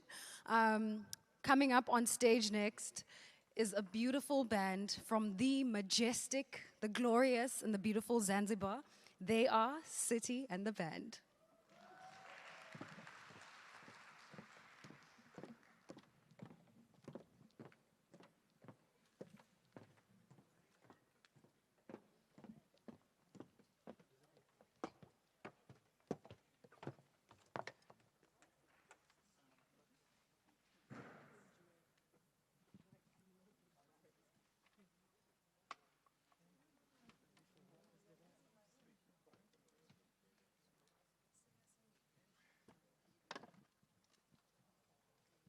Living in a shotgun shack, and you may find yourself in another part of the world, and you may find yourself behind the wheel of a large automobile, and you may find yourself in a beautiful house with a beautiful wife, and you may ask yourself, well, how did I get here? Letting the days go by, letting the days go by. Into the blue, oh yeah.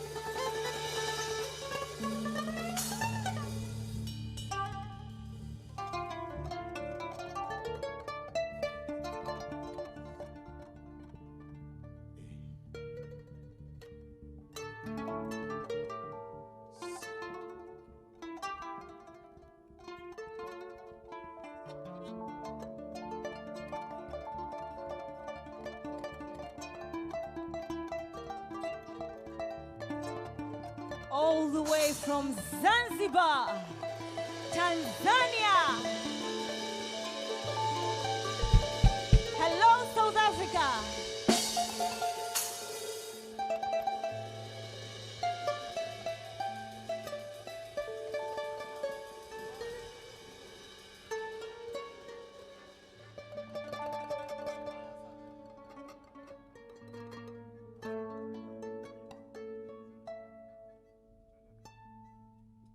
One, two, three.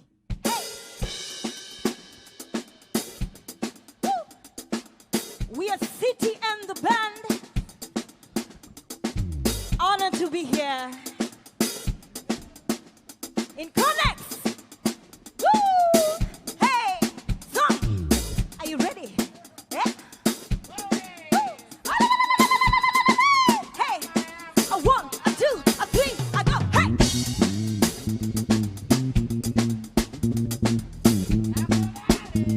A 1, 2, 3, hey! Hey! In Swahili we say mambo vipi South Africa. One more time. Hey!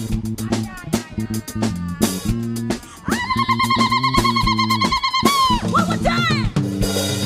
Come on. Woo! Come on.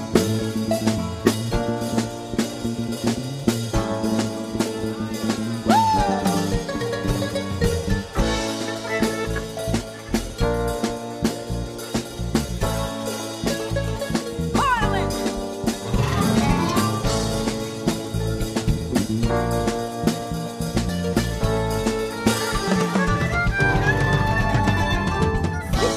Linawaza vile mimi anitesa hata kuchunga na shindwa kila siku kubembeleza siku silali nawaza vile anitesa hata kuchunga na shindwa kila siku kubembeleza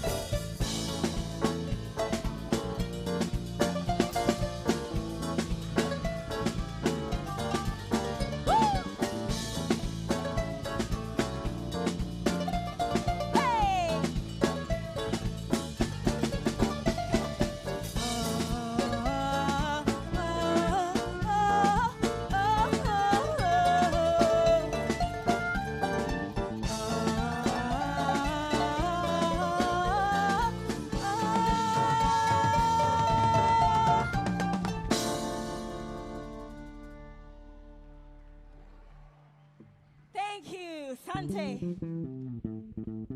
We are fusing the roots. That is how Sisi and the band do. Fusing our roots, keeping our heritage alive of East Africa, of Tanzania, of Zanzibar. Woo! East Africa, vibe!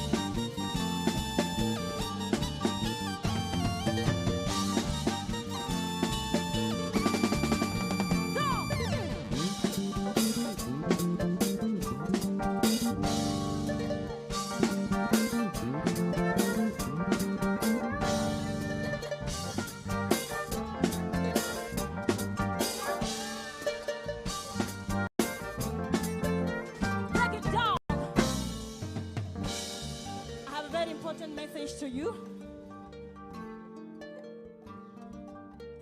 Woman is a very important icon in a society. We need to change in Africa. I've suffered a lot. This has come from my personal experience. Let's stop domestic violence in Africa. And I believe change starts from me, from you, from everyone. We are also human. We need to be loved. We need to be respected. We are the mother, the sisters, the one who raised us, the whole society. Now in Tanzania is the president of our country. I believe change starts from me and you. Let's change the world together. Thank you.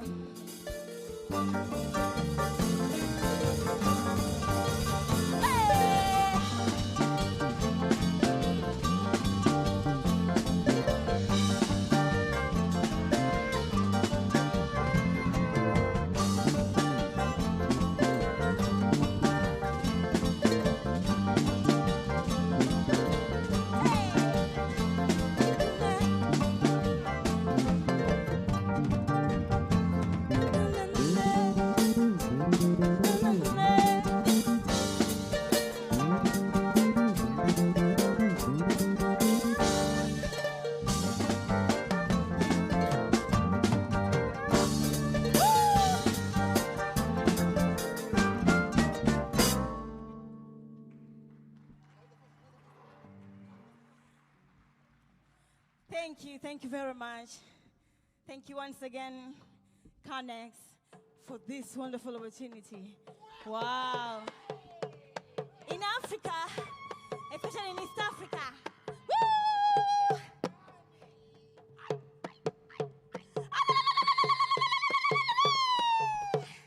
If you know you're a very strong woman, you can scream me like this.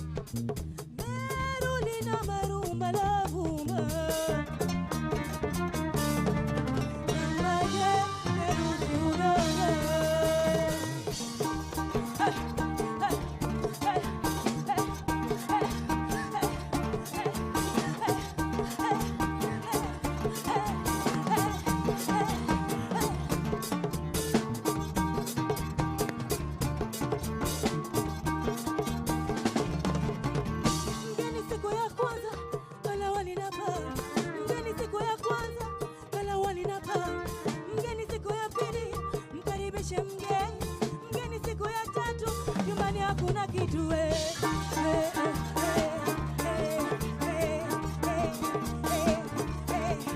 Zanzibar.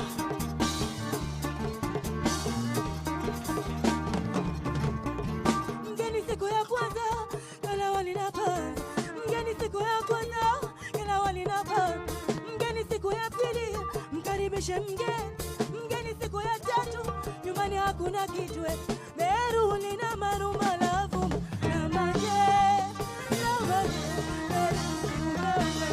mume wangu kaogelea vumba na maje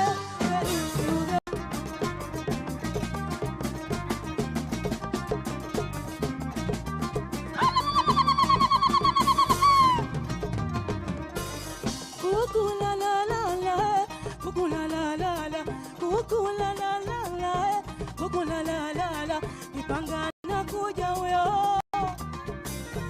Kipanga na kuja huyo muone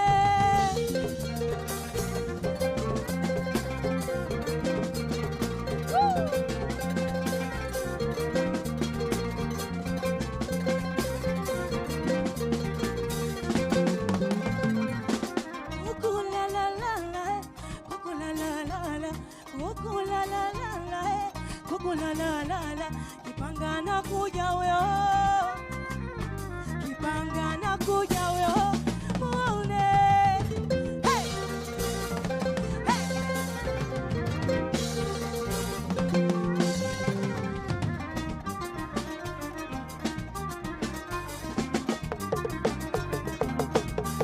Waliosema hayawi Waliosema hayawi Mbona yamekuwa waliosema hayawi, mbona yamekuwa Waliosema hayawi mbona yamekuwa waliosema hayawi, Siwasikii. mbona yamekuwa Waliosema hayawi mbona yamekuwa waliosema hayawi, mbona yamekuwa Waliosema hayawi mbona yamekuwa waliosema hayawi, mbona yamekuwa Mbona yamekuwa hoye Mbona yamekuwa hoye Mbona yamekuwa hoye Mbona yamekuwa hoye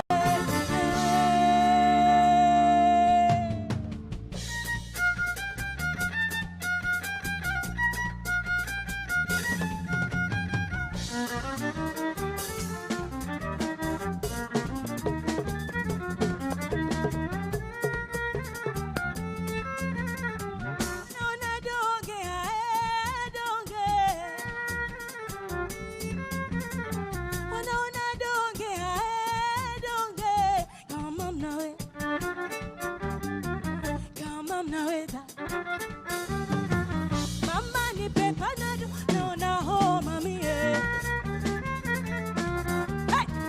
Mama nipe panado naona homa mie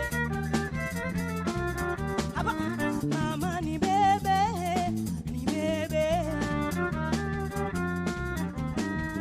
Mama ni bebe Haya we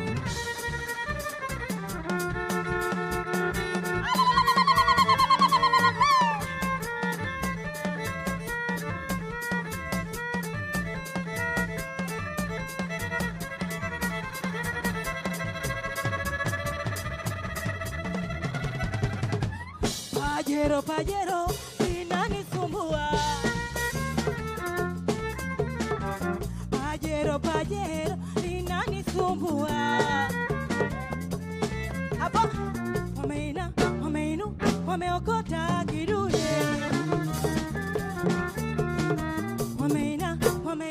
wameokota kidude Hey! Wameokota kidude One more time. Wameokota kidude Haya we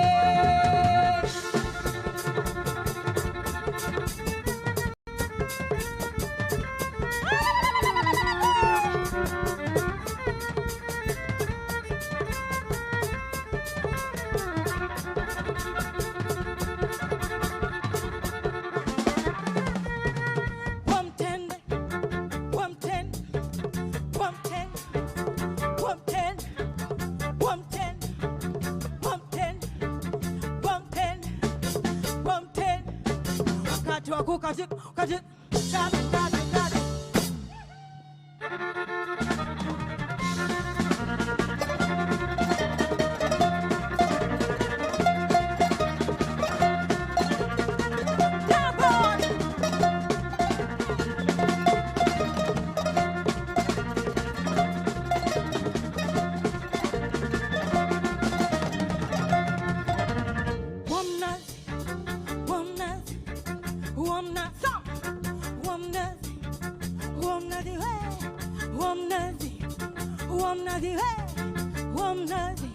wakati wa kukatika ukatika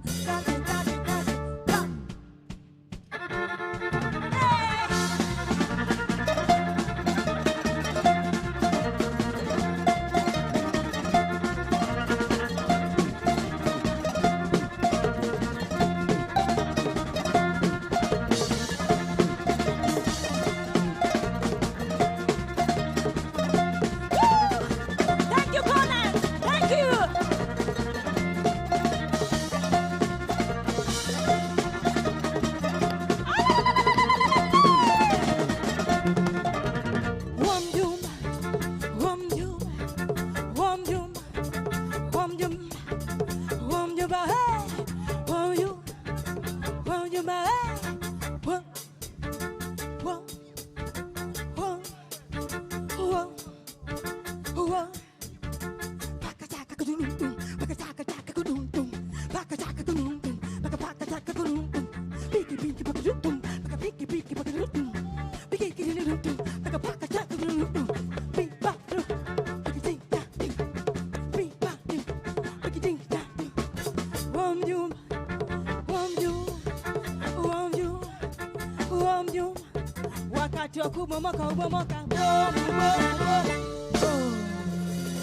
Thank you.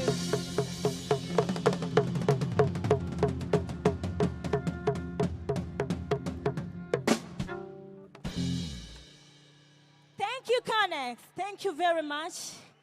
We are CT, S-I-T-I. CT and the band. Thank you very much, CANEX, for this wonderful opportunity. Welcome to Tanzania. Welcome to Zanzibar.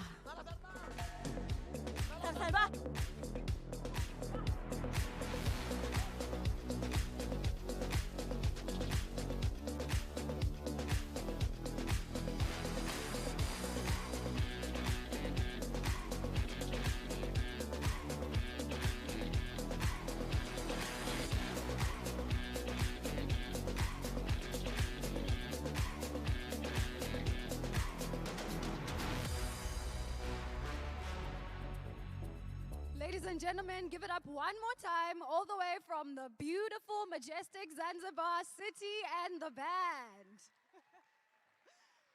Ooh, that was amazing. You know, one thing about us, we sure know how to have a good time. We have that rhythm, that dance, that spirit, that African spirit.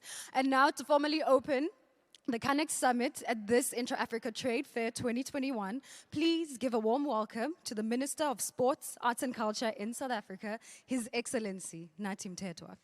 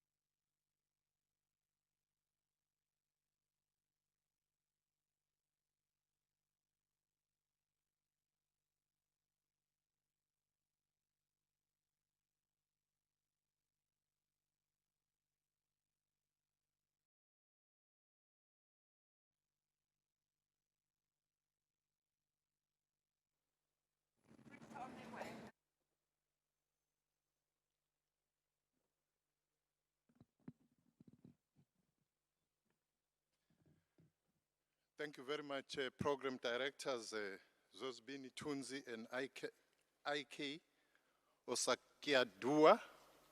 I hope Isizul Sam is not betraying me here, my brother, to all the heads of government who are here, the province of KwaZulu-Natal, the Premier, His Excellency Professor Benedict Orama, the President and Chairman of the Board of Directors of the African Export-Import Bank, and Mrs. Orama with him, His Excellency Albert M.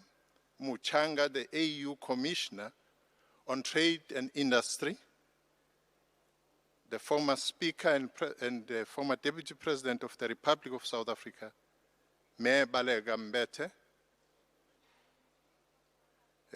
Chief Executive Officers who are here with us, academics, Ms. Folake Oloyofu Yeku, and members of the creative industry here present, all Africans here on this soil, sons and daughters of the continent, wherever they are located in the world, representatives from non-governmental organizations, members of the media, ladies and gentlemen, Sanbonani Namgelegile, you are welcome here at home.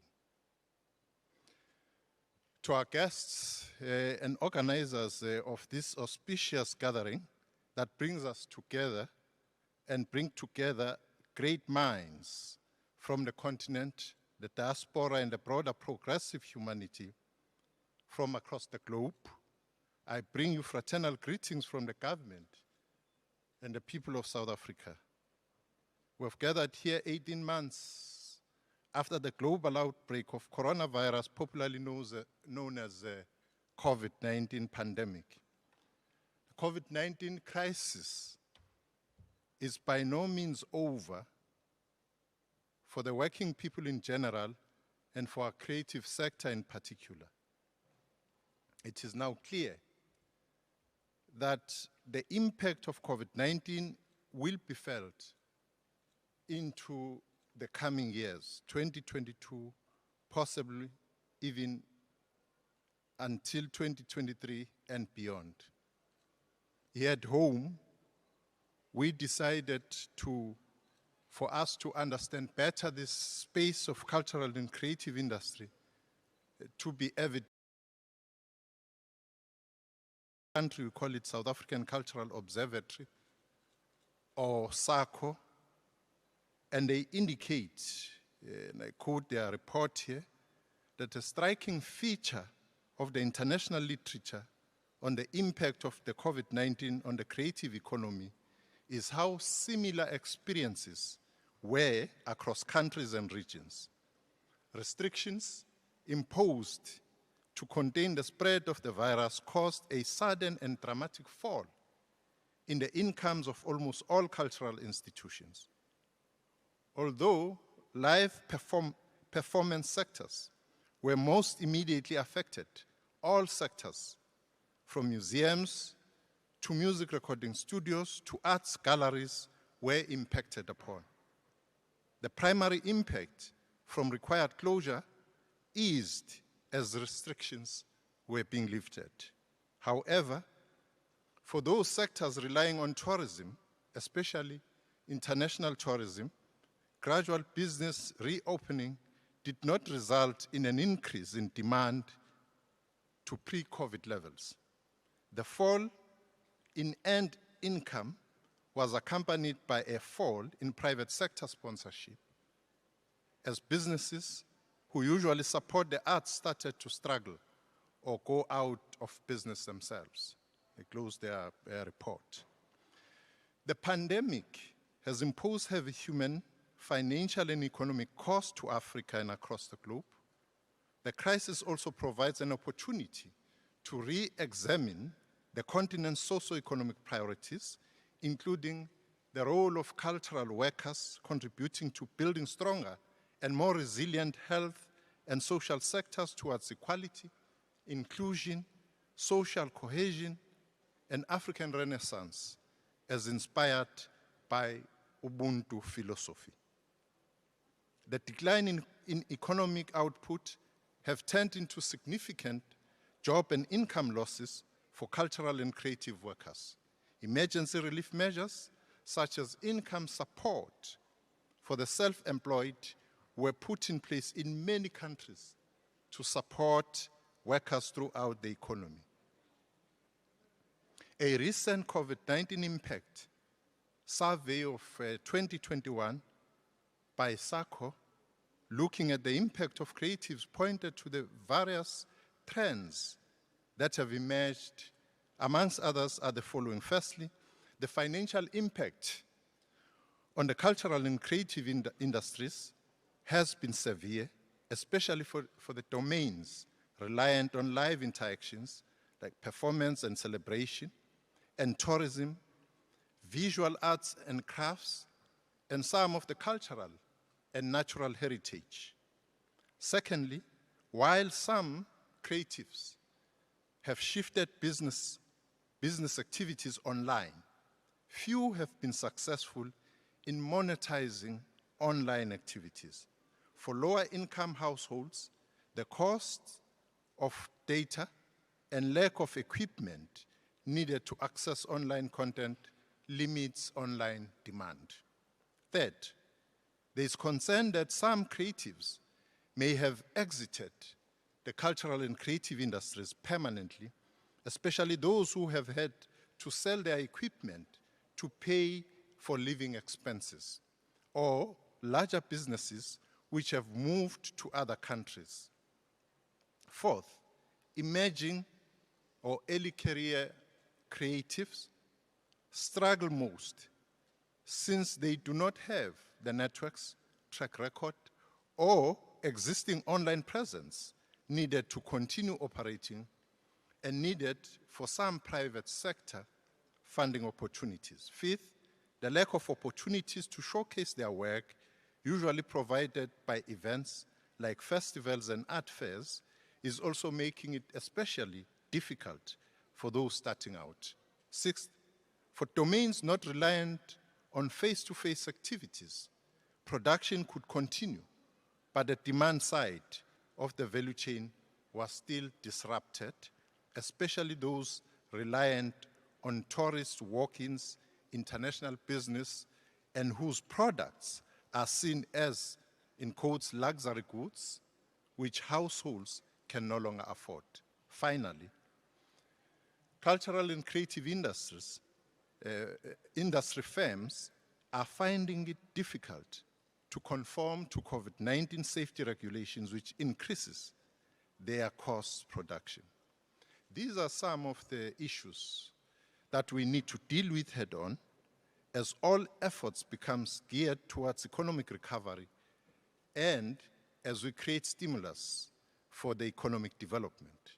Whilst more established businesses need support in regaining their footing in a changed reality, newer enterprises run by youth and emerging creatives need to be strengthened in order to remain in the creative sector and not to be lost to it. And in a latest study released earlier this year, undertaken by the International Confederation of Societies of Authors and Composers, CISAC, it is reported that, and I quote, culture and creators are resilient and can help in the recovery from the COVID-19 crisis. The works of creators, books, film, plays, visual arts, TV programs are helping people across the world enjoy confinement. The creative sector can be an engine of recovery and economic growth, but creators are extremely vulnerable to the crisis. Their livelihoods are fragile, and the sector urgently needs support. Governments need to act with measures in the short and long term. We need to invest in the sector as it is our strongest leverage. This is why it is important that we host the second Intra-African Trade Fair 2021, and that this year's fair embraces the theme, building bridges for a successful African continental free trade area. This is a timely intervention as we have to boost Africa's trade, both amongst ourselves as well as with others. This gathering is timely on two fronts. Firstly, because in 2013, 50 years after the formation of the Organization of African Unity, the predecessor to the African Union adopted a popularly known Agenda 2063. Amongst other aspirations outlined in the plan is the following: Aspiration 5. An Africa with a strong cultural identity, common heritage, shared values and ethics, Pan-Africanism, and the common history, destiny, identity, heritage, respect for religious diversity, and consciousness of African peoples and other diasporas will be entrenched. In its goal, it says, inculcating the spirit of Pan-Africanism, tapping Africa's rich heritage and culture to ensure that the creative arts are major contributors to Africa's growth and transformation, and restoring and preserving Africa's cultural heritage, including its languages, close quotes. Secondly, it is timely because in efforts to deepen the cultural revolution on the continent, during the 33rd Summit of the Heads of State and Governments of the African Union, held in 2020, that African patriot, His Excellency Boubacar Keïta, the then president of Mali, championed the declaration of the year 2021 to be known as the Year of Arts, Culture and Heritage, levers for building the Africa we want. And we're grateful that the entirety of the AU took this and made it the AU's own resolution. It is important because it said that the leadership on the African continent understand the potence and the space of the cultural and creative industry. Our task in this gathering today is to give life to these aspirations of African people as espoused by the African Union. The AU has recognized the role of arts, culture and heritage and what it can do as catalysts for the socio-economic development and integration of the African continent. It is against this backdrop and deep appreciation by the 5th Union Pan-African Cultural Congress that the forum adopted, amongst other resolutions, the following. There is a need to use arts and cultural events to promote unity and peace amongst Africans. To this end, African Union member states are encouraged to support South Africa initiative to celebrate Africa Day through its program, the Africa Month program. And this program, in the main, having started or commenced in 2015, is mainly about getting Africans working together. Since 2015, when we started this program, we have had visit here in the country of no less than 40 countries across the continent who have been part and parcel of this program of integrating our cultural and creative work. Since the democratic breakthrough of 1994, the South African government has moved from the point that creative industries has a powerful role to play in nation building and constructing a socially cohesive community that it can greatly contribute to our national economy. Flowing from this understanding, amongst others, we developed a program called Mzansi Golden Economy. Maybe I have to explain this, that this program, as the name says, Mzansi, which is South, meaning South Africa, Golden Economy, we are saying that since the gold rush of 1880s, the next gold for South Africa and the whole of the continent is the cultural and creative economy. So this program is focused on strategic investment in all sectors of the industry with the aim of building markets, developing audiences, and supporting human capital development. The basket of interventions that comprise of MGE program, I've said firstly is that the development or the establishment of the research arm, the South African Cultural Observatory, but also the Art Bank, which is the repository of the work from artists across the country here in South Africa, through their visual arts, through their sculpting and so on. But this has helped us to also, with the finite resources which we have, to support ideas from cultural creatives, from cultural and creative workers.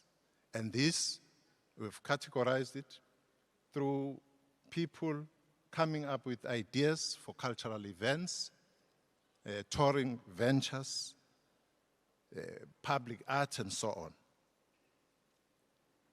The United Nations Conference on Trade and Development report in 2018 attests to the significance of trading in cultural goods and services. This important report focuses on the potential opportunities for developing nations that the creative economy offers and contains country profiles for 130 economies, including ours, South Africa.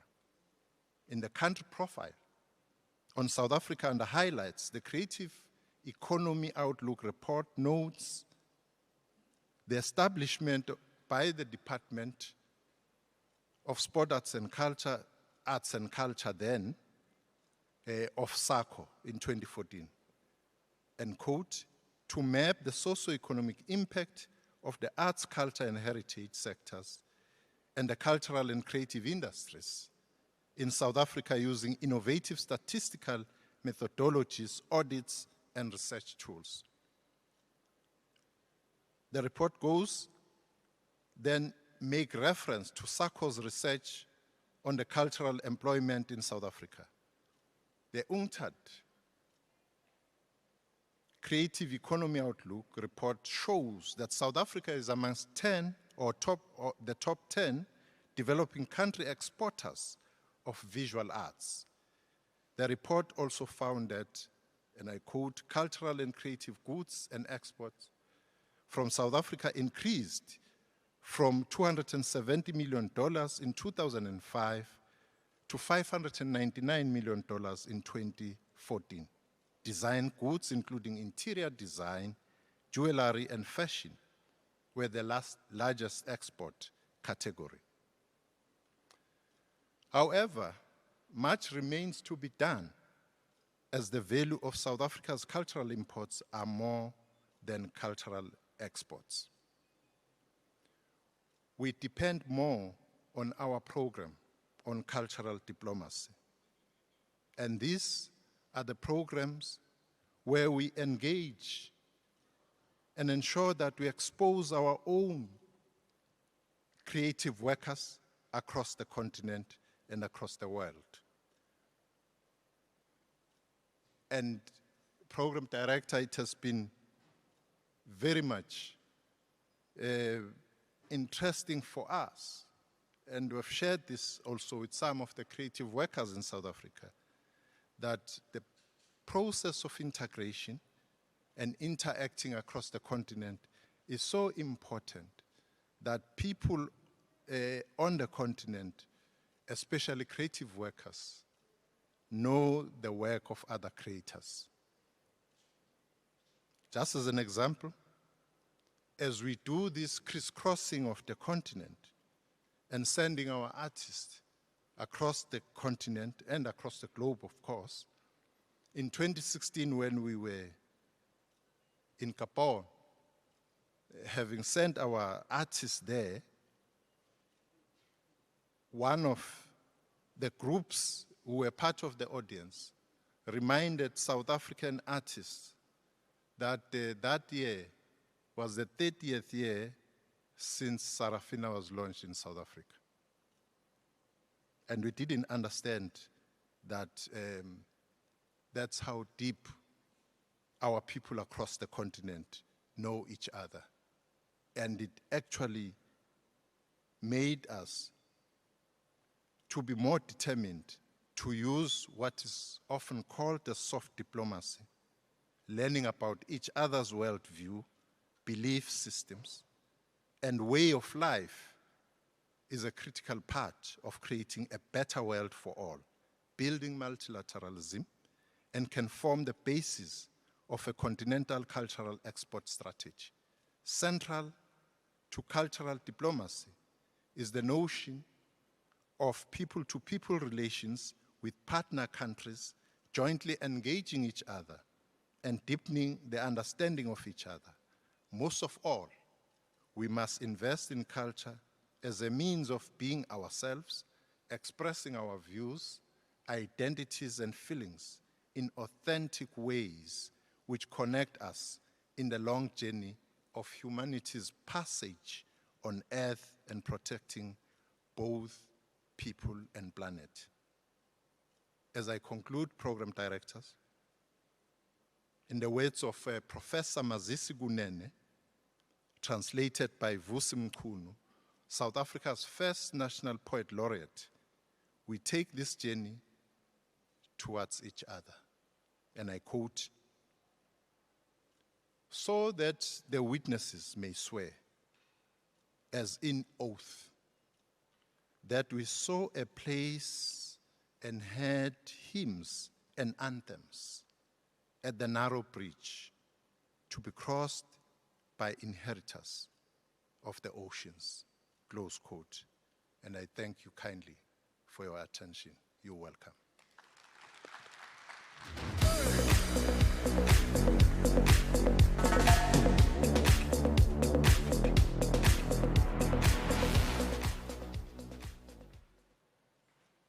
Please put your hands together for him once more. Thank you very much, Minister. All right, over the last 10 years, the African creative and cultural industries have taken the world by storm. And it's not really based on visas, but I say based on technology. Our music has traveled, our movies have traveled, our culture, our fashion, like His Excellency, the President of the bank mentioned. People are looking for our fashion all over the world. Outfits like the lovely one Zosie Bini is wearing and the one I'm wearing, thank you very much, have traveled all over the world. People are trying to get a taste of Africa. But you could say that it's not enough. Right? It's definitely not enough, because even though our fame has traveled, there are areas where we're still lagging behind. The financial support systems, the protection of IP, you know, the infrastructure that make investment opportunities viable for people. So you could say that our fame as Africans has preceded our fortune, right? And that's one of the things that we need to fix. But the creative industry is one of the areas where we're going to be able to fix that. I'm just going to give a quick example. I don't know if you guys are on Instagram, but over the last 2 days, one Nigerian artist, Davido, decided to just speak to the people. And he mentioned online that, oh, he's bringing in his car, his Rolls Royce, into Nigeria. And he would like some support with clearing it at the ports. So he said he wants to raise about 100 million naira. Over the last 2 days, he raised 184 million naira. That taught me two things. One, I need better friends because, you know, my friends are not giving me 184 million naira, which is about, let's say, about upwards of $300,000, right? Secondly, or building a facility or building something else, that would be funding that he would have access to, that he will be able to use to generate income. I'm saying to you that the creative industry is powerful, and it is, like the president of the bank said, a bankable industry all across Africa. For every Davido, we have other people who are similar and just as powerful in different parts of Africa that are creatives, whether they're artists, movie makers, singers, writers. They're people all over Africa full of creativity and are able to change industry with their creativity. It's time that we start banking these people properly and referring to or respecting what they carry and doing something powerful with it. And we decided, since this issue is not going well internationally the way it should, we're not making the money we should internationally, the first thing we need to do is fix how we do business with each other as Africans. And one of the things we've done to do that is this Africa Continental Free Trade Agreement. It's what's going to help us get together and really do business with ease from one country to the other, travel with ease from one country to the other, establish points of offices in different countries with ease. And to help us really interrogate the topic, we've constituted a panel of really intelligent minds, people informed about it, and they're going to help us think and talk about how we can address this issue of doing business one with the other, one country with another, and see how we can take the creative and the cultural industries of Africa and sell them to themselves, and then eventually to the rest of Africa. We invite you, those of you watching at home, to send in your questions, send in your comments to Twitter, Instagram, at CANEX Africa, and then use the hashtag CANEX2021. We want to hear from you. Our presenter will handle those questions and present them to his panel. To handle this session, we would like to welcome a moderator who is a host and a producer at CNBC. Please join me and welcome Wale Famurewa.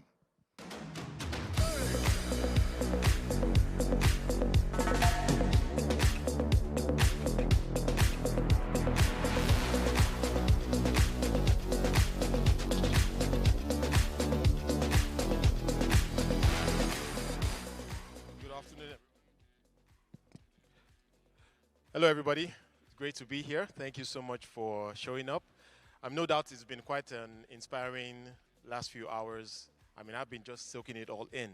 And it's really telling us the story of Africa, the opportunity to inspire through the creative industry. And it's so good to see how much support that we're getting from, for example, the Afrexim Bank and other institutions. And so it's great to see the ecosystem coming together here. And we're looking forward to having a very informative conversation about where we're at as an industry and how the Africa Common Free Trade Area can help us. So, Your Excellencies, ladies and gentlemen, thank you so much for your time. So I'm going to get right to it and invite to the stage my panelists, starting with Mrs. Kanayo Awani. She's the Managing Director of the Intra-African Trade Initiative at the Afrexim Bank. Please put your hands together for her as she steps forward. Thank you very much. Also joining us is Moses Babatokpe, who is the co-founder of the Film House Group from Nigeria and also the Managing Director of Film One Entertainment. Yes, right here. We also have Dr. Shepelai Kabata. He is the technical advisor to the Director General of the Arab Bank for Economic Development in Africa. Please, a round of applause for him. Thank you, Doctor. And last but certainly not least, we have Keata Wangusa. Yes, right. She's the Executive Director, Culture and Development for East Africa. Please, a round of applause for her, all the way from Tanzania.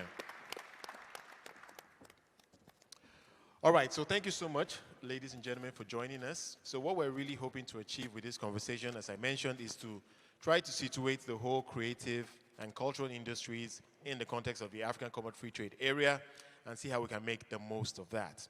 So I thought maybe we should start with you, Moses, if you can give us some perspective on your story, you know, all the way from Nigeria. I understand that your business is not just in distribution, but also in production. So does that perhaps reflect the challenging situation, and how has that model evolved for you? All right, thank you very much. Good afternoon to everyone, and thank you so much to Afrexim Bank and the Intra-African Trade Forum for this platform. I'm Moses Babatope, co-founder of the Film House Group. We're owners of the Film House Cinemas, the biggest cinema chain in West Africa, and the third largest on the continent. We have 13 cinemas in 7 states of Nigeria and looking to expand, beyond Nigeria to other borders. And I think the AFCA arrangement really has come very timely for our business, despite the disruptions we're seeing around the globe, particularly with the presence of digital platforms. We personally think that in Africa, particularly in the Western region, that cinema is still a new phenomenon, modern cinemas, for people to discover, and represents a very important platform for our filmmakers to generate revenues from. We also have Film One Entertainment as part of our group, which is a content production and distribution entity that was founded in 2014. We're distributors of some of the largest Nollywood titles globally. Some of our films include The Wedding Party 1 and 2, which I hope a few people are familiar with here. And we have partnerships with international studios like the Walt Disney Company, Sony Pictures, Warner Brothers, and some partnership with Netflix in getting our content on that platform. Like I mentioned, we also produce content. And you asked a very good question. Does that reflect some of the challenges we've seen? We set up the cinema company in 2012. And the idea was to just give Nigerians a different experience than they've seen before. I have to pay homage to our colleagues at Silverbird Cinemas, who established this 2003, 2004. But Nigeria, a country of 200 million people, at the time, had less than 15 cinemas when we were coming in. So we saw a huge opportunity to challenge the status quo then and really, bring a different kind of entertainment experience to Nigerians. And what we've seen since then has been double-digit growth, year on year, in the cinema space. We had to go into distribution and production to almost kind of help put a structure and some kind of business plan, to the business of film. And we've taken a lot of lessons. We've, gotten a lot of data points. We've had to be resilient. We've had to face storms, whether it's the recession or whether it's the foreign exchange devaluation for a business that requires a lot of foreign inputs to run the business. So, I mean, we've gone through a lot, but we're coming out of it stronger. And I think forums like this to discuss our challenges and the opportunities couldn't be better timed. So, really happy to be here. Well, it's great to have you here. But let's focus now on the common free trade area. It's an opportunity to expand, no doubt, to trade across the continent, to put out content. Your thoughts on how you are likely to explore this opportunity, and in your view, what really needs to support that drive as more and more creatives and production companies like yours try to take advantage of this? So for me, particularly in the film business space that we operate in, it's important that we continue to build out a lot more platforms. If I just look at the Western African region alone, if you look at the population of the Western African region, I think it's probably over 350 or 400 million. And if you look at in terms of cinema infrastructure across that region, it's less than 70. There are huge opportunities there. And for me, capital, affordable capital, accessible capital, patient capital can really unlock a lot of opportunities to, unlike other parts of the world where it's a mature market, a lot of people have that infrastructure, a lot of people have that culture. This has not been discovered. It's almost very similar to the formal retail outlets that we're seeing develop across, that region as well. I feel like if we can unlock some capital, there is the opportunity not only for our filmmakers to make money back, there's opportunity for jobs, to be created. There's opportunity to partner with, international bodies to get, technological, equipment, made. For us as a company, we want to also grow beyond, Nigeria. We have places like Ghana and Sierra Leone, in our sites. First of all, from a cultural, similarity standpoint, And we have other parts of Africa that we're also ambitious to go into. We just see that there's a huge opportunity that needs to be taken care of. From the content side, we already do a level and take advantage of a level of collaboration with our partners in various countries. The digital platforms or digital connectivity makes that possible. But we think, again, with the right kind of capital available, with the right also kind of policies to support that capital, we can unlock more and more value. Absolutely, I'm sure you can. All right, so let's talk about capital now, and this time I want to bring in Kanayo. We are so delighted to be here, hosted by the Intra-African Trade Fair Initiative, and of course, this morning, the moderators and the speakers as well.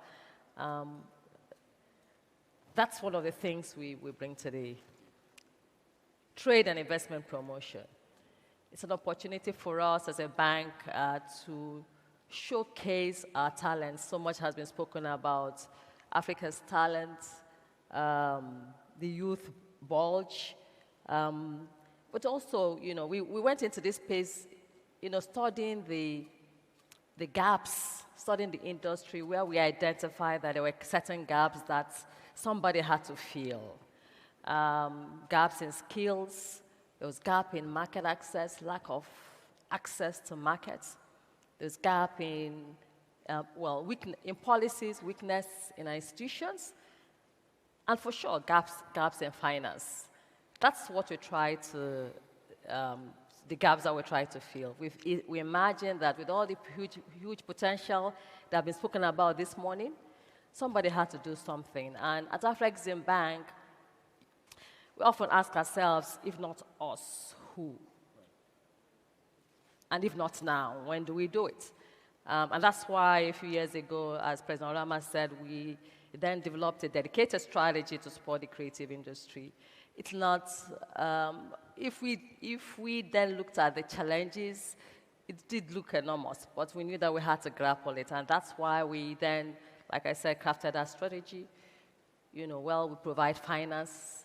You will have also heard President Rama talk about a $500 million package to the creative industry in terms of for direct financing, where we have actually supported collaboration, and I think he mentioned it as well, between Nollywood and Hollywood. We recently actually disbursed. We also do intermediated finance, the kind of things you do to finance cinemas, production studios as well. We also, you may also know that we have an equity fund, Funds for Export Development in Africa, whose mandate is to support intra-African trade and export. That extends to the creatives as well? That's why we look after the creative industry and intra-African trade division of the bank, because it is intra-African trade, especially when you think about the fact that intra-African trade in our remit, we've described intra-African trade as trade between and amongst African countries, but also trade between Africa and Africans in the diaspora.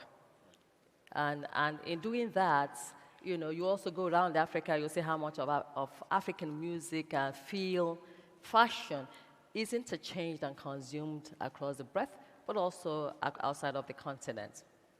So the export development, the Fund for Export Development is clearly for equity, will support intra-African trade, of which creative is one, and as well as export development, of which creative is another, is also one. We also began to also look at capacity building, and this morning, the President Rama also talked about I won't go into that, about the collaboration with Vincent Berry, the master classes, where we try to expand the value chain in the music industry so that it is monetized appropriately. Today, what happens is that the musician or the singer makes the money.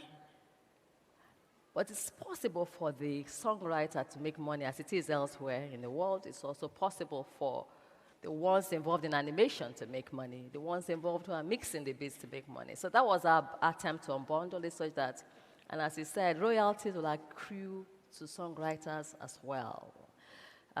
We also not just doing the music, but also in other, like in arts and crafts, where we're working with a renowned jeweler as a family in Egypt to create master classes as well in jewelry making. And in fact, very recently, we supported some African beaders to partner with her in beads making. And we're also going to extend that to basketry. So it's just the breadth of things that we're doing. But we also support the African Development Bank's Fashionomics initiative, which is also a master class in fashion. Again, we also do linkages, to global linkages, like what the President Rama spoke about, where we took a cohort of 20 fashion designers to Portugal. We continue to do that and expose African creatives to brands abroad in the fashion and in various sectors. I must say that we're focusing in Afrexim Bank in music, film, fashion, arts and crafts, and lately we also introduced sports. So we're also able to do that in line with the African Union agenda as well. And also the advice we get from our creative advisory group. We also, and I already talked about trade and investment promotion platforms like to know. And that's because of we understand the potential this industry holds for Africa's transformation. We can't wait every 2 years. I mean, things yes. are changing too rapidly. Things are changing. We can't wait every 2 years. And since Ivory Coast, Cote d'Ivoire has been announced as the next host of the trade fair, we'll hold at CANEX in 2022 in Cote d'Ivoire as well, hopefully at the venue of the IATF of 2023. Again, a continuous movement to expose our creatives to trade and investment opportunities, expose them to venture capitalists, financiers, partnerships. I'm expecting that deals are going to be closed in those meetings, B2Bs and B2Gs, as it were. It's an important also avenue to reintegrate the diaspora. Our view is that, sometimes when you think about, we also have a dedicated diaspora strategy, by the way. And when you think about it, the diaspora, you think it's a one-way street. We always think about diaspora in the context of what they can give us. Movement of people from exchange of skills, coming from the diaspora to Africa. Capital coming from the diaspora. Remittances coming from diaspora to Africa. No, our strategy is that it's a two-way street. Africa has a lot, as President Olam also mentioned, to offer the diaspora. You heard about the consumption of films, even in music, to offer the diaspora. Again, sometime next year, in the first quarter of next year, we're going to be holding a trade and investment forum in the Caribbean. So, we will hope to, again, to ensure that integration occurs, the opportunities and the synergies that they can bring to the creative industry. We're also looking at digital solutions as well.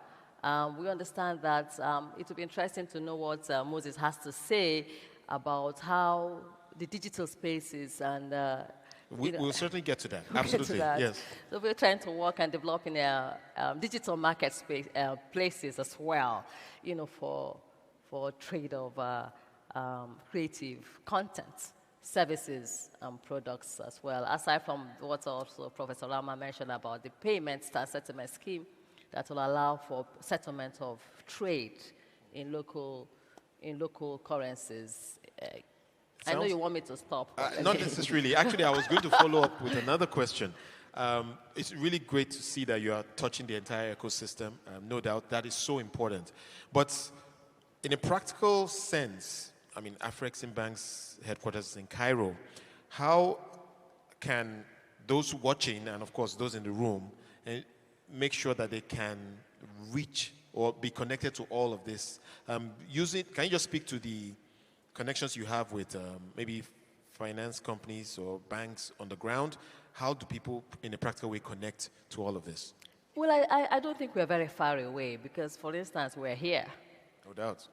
We have, if we went to Afrexim Pavilion, we have tens of our staff, at least 50 in that pavilion who are milling around looking for business opportunities. I'll encourage everybody to go there. They're from our client relations departments, Intra-African trade finance, even project finance, looking for, they're there. But it's true that we also use partners.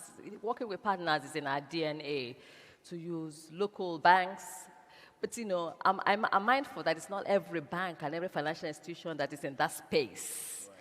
Right. So you have to be, there's that space. It's not people, are not very comfortable with the creatives in certain sectors. They're looking at their, and so I'm mindful about that. So, but there are other financial institutions, for instance, in Nigeria, you have Bank of Industry and Nexim, who are also playing in that space. African Development Bank is also playing in that space. So we work with partners, and we work with local banks as well, as ways to channel our products. But it is important to say that even though we are not in every country or city, we do have regional offices as well. We have regional offices. We have in Harare, we have in Cameroon, Yaoundé, we have in Uganda, we have in Abidjan, we also have in Abuja, and then our headquarters in Cairo. Any of those places. But in this time of, we worked virtually for 2 years, and it worked. And in that period, we also did business. So people we're available to meet virtually, physically. Our emails are available to people who want to contact us, and we have been receiving products. Good to know. Good to know. And I'm sure more contact will be made at this fair and, of course, beyond this. All right, so let's go to another financial institution that is supportive, and that is the Arab Bank for Economic Development in Africa. Dr. Kabata, if you can just speak to your support for this industry, especially in the context of Africa, what are you doing and how can people get involved? Well, thank you very much. I'm going to speak more to micro, small, and medium enterprises because in this industry, obviously, when we talk about entrepreneurship, we tend to overlook the creative industry. And that's a huge mistake because young entrepreneurs, women included, are actually very creative and entail a lot of potential. So at Badea, micro, small, and medium enterprises is actually at the core of our strategy we call Badea 2030, which we launched last year. So what do they expect from Badea throughout this strategy? As a matter of fact, Badea came to realize that like any other micro, small, and medium enterprises in the creative industry, the challenges are pretty much the same. They are facing challenges to access to finance. They have challenges to access the skills they need to thrive. They have limitations to access to the market. So in that respect, we came to realize that given the complexity of the challenges, not only one stakeholder will cover or will help to resolve all those challenges. So to that extent, Badea has launched what we call a global small and medium enterprises coalition, wherein we are calling all stakeholders interested or committed to promote women and young entrepreneurs, small and medium enterprises in general, to join effort so that each stakeholder, depending on their specialty, be it finance, capacity development, or facility to provide access to market, then they can get along and try to help these young women entrepreneurs to thrive. So in that respect, what we've done so far, we've been working with the African Union Development Agency, NEPAD, where they are working on a broad project where they would like these small and medium enterprises to create millions of jobs over the next decade.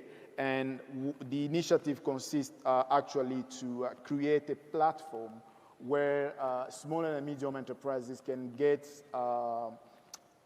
essential information on how to get access to finance, capacity development, and opportunity to market. So that is one of the initiatives we've been supporting and working with NEPAD and EcoBank. I think other partners are also joining that initiative. Another initiative, in terms of initiative to promote small and medium enterprises, we've been working for quite a long with the Africa Capacity Building Foundation to actually help young entrepreneurs to thrive. Another initiative which is at a very early stage in terms of helping this specific industry, I would say, for those who are familiar with AfricZim activities, they've been trying to launch what they call PAPs to facilitate actually a payment.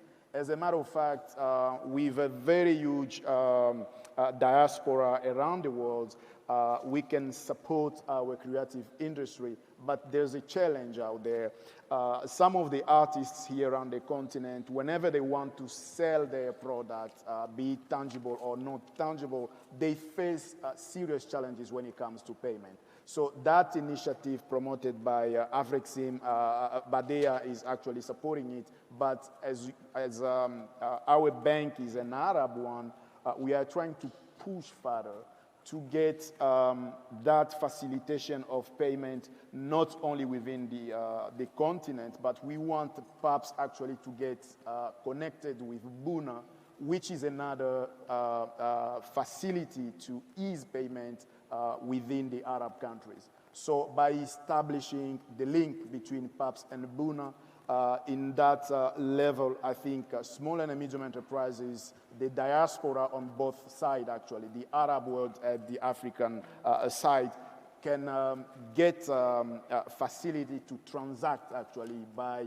paying in local currency without going through the hurdles of exchanging. So these are the some of the initiatives Badea has been promoting. But as I said earlier, creative industry, the entrepreneurs in that sector are to be considered like any other entrepreneur and given the support they need. So in that respect, we treat actually the creative industry like any other entrepreneur or any other small and medium enterprises.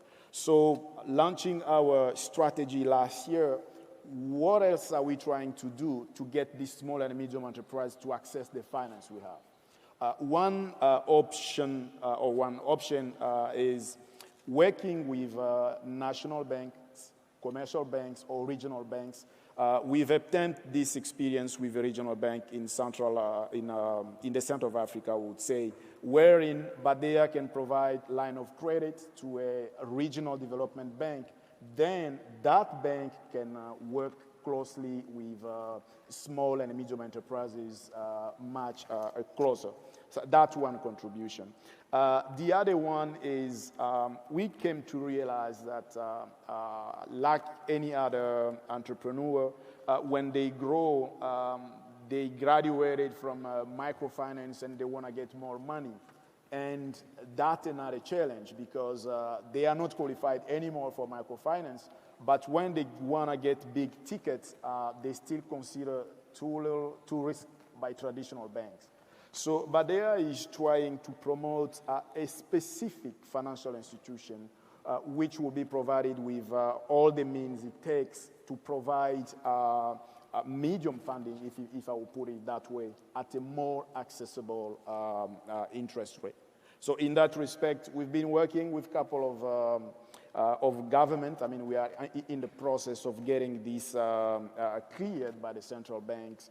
And that will be an opportunity where affordable finance from Badea can reach out to small and medium enterprises, creative industry included.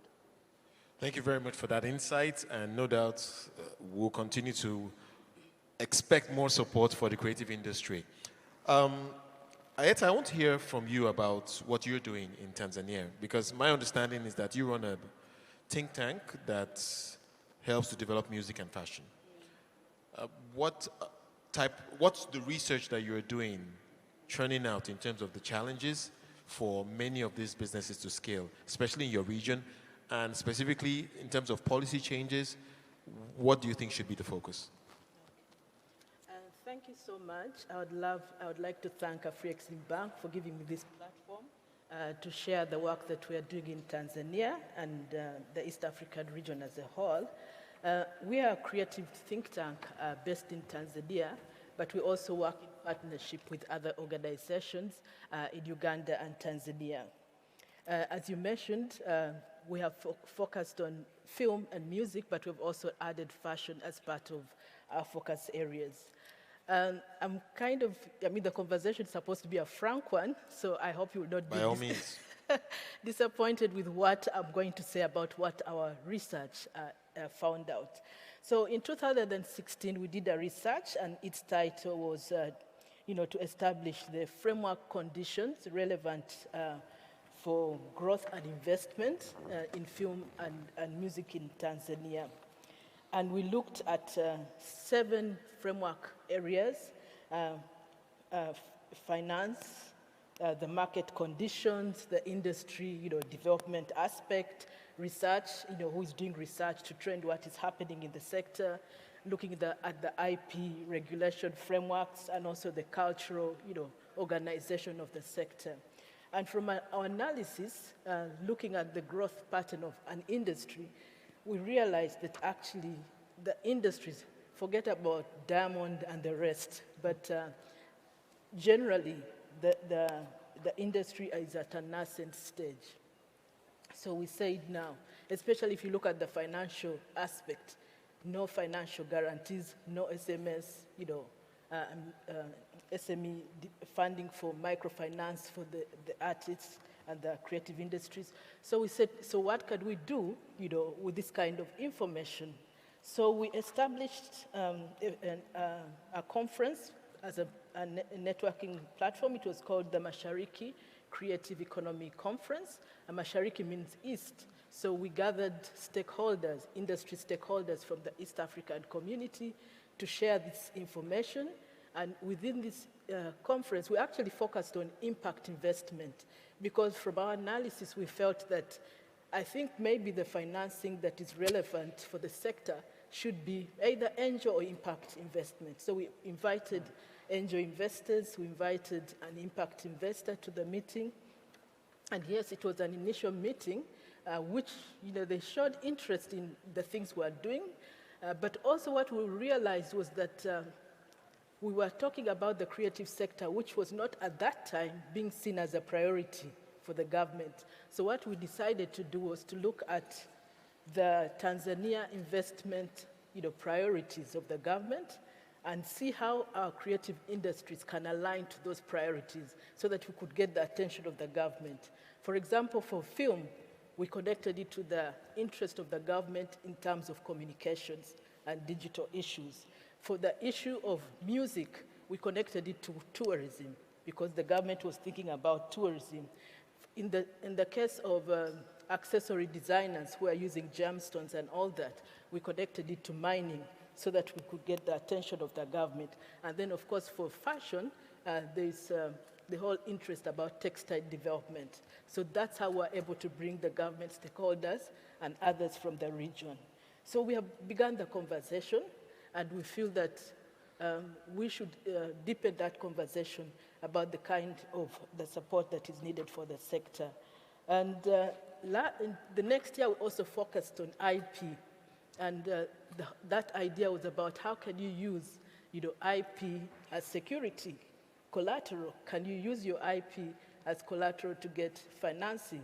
Of course, the banks were saying, no way, show us the books. But the conversation deepened into the necessity to actually do IP value capture. When we're talking about IP, what are we talking about? Because of the digital space right now, we're now talking about data. We are now talking about how many people are following, for example, a certain artist. You can use that and begin talking to different financial institutions. So we began that conversation and would like to bring more impact investors to be part of this process. And we're also calling upon Afreximbank to think about this kind of model because not everyone is at the same level. You know, not everyone. And from our research, it shows that actually it's a long way to go before we can qualify for certain kind of finances. So that's what finance has shown. But we also have an incubator, what we call a creative economy incubator. And we believe that building the capacity of the creatives to move on to the next level is what is very important. So we have an incubator for film, for music, and for fashion. So that is our space. Thank you. Thank you very much for the insights, especially the point on the incubator. I want to come to you, Kanayo, and I see that you're taking a few notes, because the point you made about intellectual property valuation, and I think we'll also have to talk about protection, I thought it was quite interesting to see how your facility is addressing that. So maybe you want to say a couple of things about that. Yes. No, we consider intellectual property, but there's some work that needs to be done. And that's why the AFCFTA is also focusing on intellectual property rights, you know, in terms of a holistic and a continental standard for intellectual property rights. In music, we consider intellectual property as collateral in the way you have used it. You know, but there are also other features that we consider in our financing. So we've developed 2 specific products where we think, you know, they need specialized finance, and that is film financing and music production. You know, the process of music. They are specialized. We had to go to the industry to get help, and luckily also we have the Creative Advisory Group, as President Rama mentioned this morning, that gives us advice on how to structure the transaction. So we do consider that. But we have, in the music, I have to say that we haven't really used that yet. It is still a work in progress, but in the film, we've considered mostly in the film industry, not intellectual property, but in distribution. How is it being distributed? What kind of off-take agreements do they require? But we don't recognize that in music we'll need to do that. So let's talk a bit to a distributor. And on that point, I wanted to talk about how technology is disrupting the whole creative industry, especially with respect to film. Streaming services are now a really big thing. Yes. And I was wondering how organizations like yours are preparing for that evolution. In fact, that evolution is here already. Yeah, you're right. The evolution is here. We are welcoming of the evolution. I think for our region, for our continent, it is very, very liberating. I think that there is a democratization that it gives the content creator. I think that the access to technology is good for us, but I also believe that with our experience, it's important that it is complementary, not substitutionary. And again, permit me to almost kind of voice again, Madam, the point on infrastructure and cinema. And I'm happy you've mentioned all the points around capacity building and training and all of that. But the way we see it is that we need to ensure that the value chain continues to be robust. It's important. We're happy about what the streamers are doing. We're happy about, you know, the highlight they're giving our industry. But we would also appreciate for local, you know, streaming platforms to be supported. It would be great for TV stations that are internet enabled as well to be, you know, supported, so that there is a plethora of platforms that films can be exploited on, you know, that creative people can show their content on. So for us, we're very welcoming of it. If you asked us 5-6 years ago, where are the platforms, you know, for you to exploit your content? They were very limited. They were, you know, you could count on your fingertips. Now with the global streamers here, you know, it's a different ball game. If you asked us before, as a distributor, what was the active lifespan, you know, of content? You would say maybe, you know, 2 or 3 years. Now with more players in the industry, after you've gone past the exclusivity window, you could have non-exclusive windows, and suddenly the whole point we're talking about IP starts making sense. Because, you know, today you're talking about, you know, classics like Titanic, you know, still, you know, playing. very soon you'll be able to talk about African films in 15, 20 years, you know, having residual value, you know, and that's the importance of, you know, digital, I don't want to call it disruption, more like the digital evolution, you know. So as long as we're responsible about the advent of it, and ensure that we also build our own platforms here locally, I think it's a blessing for all. And no doubt, it is a huge blessing for creators, content creators. I know we are focusing quite a bit on film, but we'll get to other parts as well. But the reason I think it's important to touch this for a moment and to see how everyone can come together to address this is the incredible growth opportunity it provides for producers. But the challenge that I am seeing, especially in a place like Nigeria, is the capacity for production. I'm understanding that, for example, some of these streaming services are coming specifically to Nigeria now, and I'm sure they're going to the rest of Africa. And the type of productions that they are looking for, from my little interaction with those in the industry, they are saying that if they were to commission maybe one or two of those, it would potentially just consume the entire capacity of the production subset, if you like, of the film industry. So the big question is, how do we get to scale? And since you're in that space, I wanted you to perhaps chime in on that. I think it's a good scaling capacity. Yes, I think it's a good question and it's a good concern to have. And I'm happy that, again, I'm not saying, you know, madam, to, you know, patronize, but it's great that we're moving from conversations to action, right? It's great that we're having, you know, outlets like this for us to discuss. But what is going to be critical over the next few months and years would be the real deployment of resources, whether it's capital, whether it's, you know, training, whether it's exchange programs or partnerships, how fast we can put it out to ensure, particularly on the training side, to ensure that the resources are there and continue. Make no mistakes, we are a continent that is blessed in abundance with talent. You know, a 4-year-old, 5-year-old will start demonstrating things that you wonder, where is it from? They will probably even be able to, you know, come up with ingenious stuff, you know, recite music lines and all that kind of stuff. So it's important that, you know, we start deploying, you know, the capital. But apart from that, it's important that we have,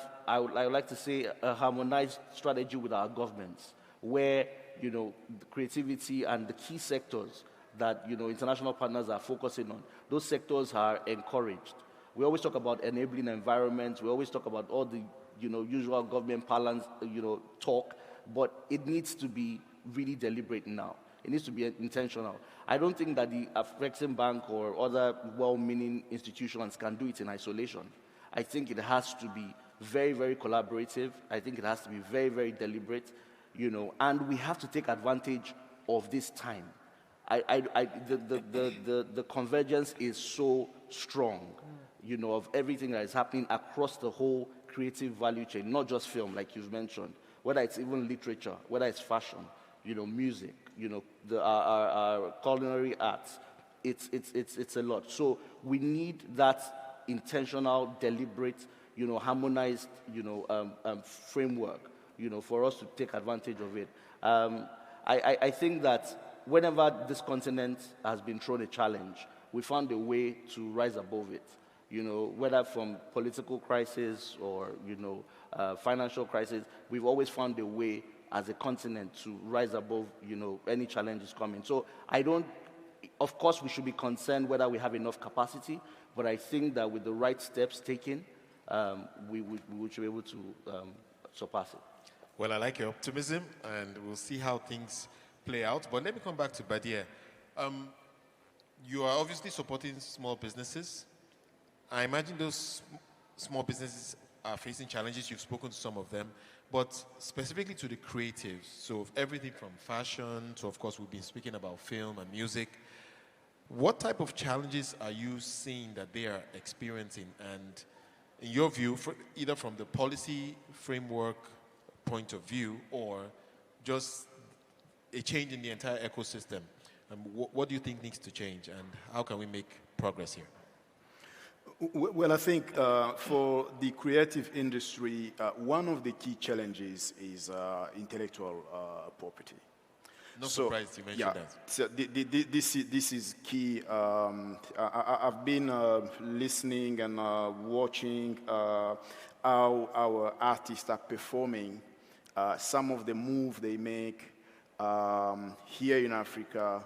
But if the same move actually are performed the other side of the Atlantic, they will get another boost and our artists will not get any credit. Just on the dance part. When it comes to music, for instance, it's pretty much the same thing. Their intellectual property are not protected enough. So that's a key challenge. And I would dare say even fashion as well, because you will see some designs, African designs,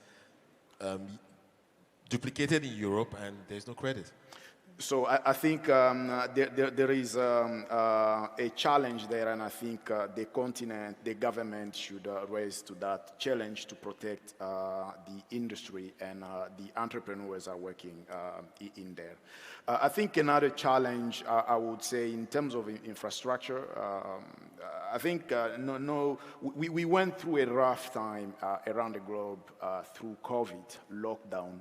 And I wonder what would be our life if we didn't have access to internet, if we didn't have access to those creations from our artists during the lockdown.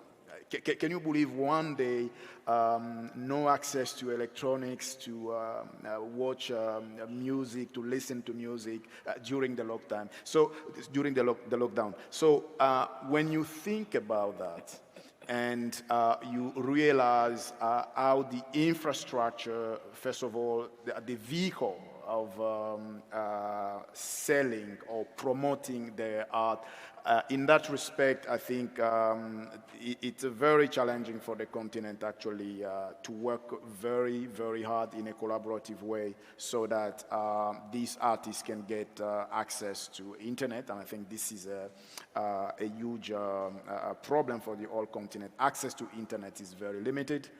I think another challenge of opportunity, we've been talking around the continent about mobile money. You know, M-Pesa is being actually the landmark around the continent. Can we think a second if we can use mobile money actually to buy some of our creations from our artists? I think that kind of facilitation require ICT infrastructure and require facilitation in terms of payment, digital payment. And there is a market out there, but there is a deficit in infrastructure actually to link the demand to the supply from our creators. Right, and on the point about facilitating payment, I know that the Afrexim Bank does have a solution. Perhaps, maybe you can speak briefly about that and what you think it really unleashes for the creative sector. No, before I speak at that, I wanted to weigh in on the intellectual property discussion. I think probably you practitioners will probably explain better. Is the issue the fact that they don't exist, or the fact that the artists do not have the capacity to get their rights registered? Moses, do you want to because there are some agencies that do it. You have to be, I was speaking to Yvonne Chaka, who visited Afrexim Pavilion a few days ago, and she said at 19, when her legendary song Umbombo T, came out, she was 19 years old, and what did she know? She just wanted to make money, sing. Maybe there's an education. Maybe that's the gap. There's an education that needs to be done that people need to be mindful. I also heard about Fela on Broadway didn't get his estate any money, if you know what I mean. And people have said that in this field, there is no key man risk. Ideally, people should make money if that outlives them. Mm-hmm. You know what I'm trying to say? So maybe is it the lack of education? And, yes. And I'm actually now asking you the questions. I'm sorry to be the moderator. There's an exposure issue. And there's exposure and education. Exposure, yeah. And I also understand that there are cost issues, because not all countries are, for instance, are members of WIPO or ARIPO, as the case may be. So you may be forced, as we do. CANEX is registered. We have to register that intellectual property. IATF is registered, but we're a bank, so we can register in all of these organizations and then go to the various countries who are not members of this organization and also register. So maybe there's also that capacity issue. No, I think you're right, madam, that exists. I think, in terms of the IP laws and the, has accessibility to them, for a country like Nigeria, it's not been very clear. It's not been really upheld. Of course, over time now, your IP is only as valuable as how you can exploit it. A lot of people didn't put so much value because they couldn't see where it will be exploited. Now all of those things are becoming very apparent. And I think the stakeholders are talking about it more. And I think it presents an opportunity for the bank also in terms of its funding remits to not just look at just the platforms, but even this area of the law and enabling like maybe firms to look into it and train the industry. And also, one of the things I must say we're doing is because it's also one of the areas that the African Continental Free Trade Area will deal with, intellectual property and harmonization. When I talk about the fragmentation of the organization, so that it's harmonized. You don't have to go to various countries to go and register your IP. It becomes a harmonized continental initiative. So we're also doing that, but let me answer your question on PAPS. Yes. So the PAPS is the Pan-African Payments and Settlement System. Is a system we deployed, piloting currently in the West African Monetary Zone, where basically trade in goods and services can be exchanged in your local currency. So a buyer of a Nollywood movie from Kenya can pay Kenyan shillings and in Nollywood, and the Nigerian gets Nigerian naira. That removes the foreign currency cost of trade, as it were, but also deals with the issue of informality of trade to get a lot more, because when we talk about intra-African trade being low, not a lot of attention is being paid to the informal trade. And when you begin to formalize it through these systems, it becomes more formal, then you're able to intervene. You can make interventions. Even when we talk about policy, being deliberate, policymakers intervening, you need information, you need data to intervene. Indeed. Thank you very much. Ayeta, I haven't forgotten you, but let's talk about policy again, because that's really what the African Common Free Trade Area is all about. It's it's breaking the barriers, and it's opening up new opportunities. So as we do that, I just wanted you to reflect, especially from your region, the policy imperatives that you think we need to pay attention to, especially in the context of the creative space. You can just speak to a couple. Okay. Before the AFTA came about, we have, within the creative industries, we have the 2005 convention, which is the convention that guides the commercialization of creative goods and services. And within that convention, there is a goal that talks about, the free flow of goods from the global south to the north, and also south to south, trade. But emphasis had been, a lot about trade from the global south to the north. And most governments don't even use this opportunity, but some do. And some, development organizations, especially countries from the north, are the ones that actually look at this convention and say, okay, this is the way in which your products can come into our market. And now I'm thinking that since we now have this AFTA, we should now use the same convention to facilitate, trade within the continent, because it's about south to south. But we need member states to understand this AFTA for starters, and the linkage to the UNESCO Convention. And one way of doing it, I think I saw Angela Martins here, is to support the AUC to come up with an implementation guide that can support member states to interpret these two protocols that are attached to the AFTA. Because we have one on trade in goods, so what does it mean for trade in goods in creative industries, and also trade in services. Because now we are talking about the digital space and the physical space. Then the other is more specific to trade in services. I had an opportunity to attend a training on trade in services in East Africa. And then that's when I learned that there was a schedule in which governments would decide what services do we need to liberalize per sector? And the cultural sector fell under arts, I think it's entertainment, culture, and something. But it wasn't discussed at that time. It was supposed to come with the second negotiations.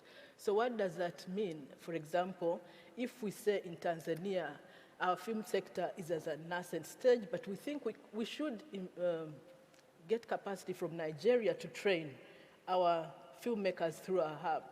You can't just walk into Tanzania because Tanzania has not decided which services it needs to liberalize so that it can have temporary mobility of service providers to come and train through our incubator. So member states in the East African community, guided by the cultural sector, stakeholders need to sit and say, for the CCIs, we need these services to be liberalized so that maybe we can get skills from South Africa, skills from North Africa in order to do that. So I think that all RECs, because this is done at the REC level, and I'm talking about the East African community, and I'm aware that we are supposed to do that. So as our organization, we can follow up that. So who is doing that in West Africa? The REC, who is doing that in Southern Africa? So in order for this, for the benefit for trading services to happen, it has to happen at REC level, and then maybe coordinated by the AUC to see what is happening. That would be my take on it. Thank you very much. And as you spoke, I just thought about the importance of, obviously the African Bank is, if you like, the poster child for intra-Africa trade.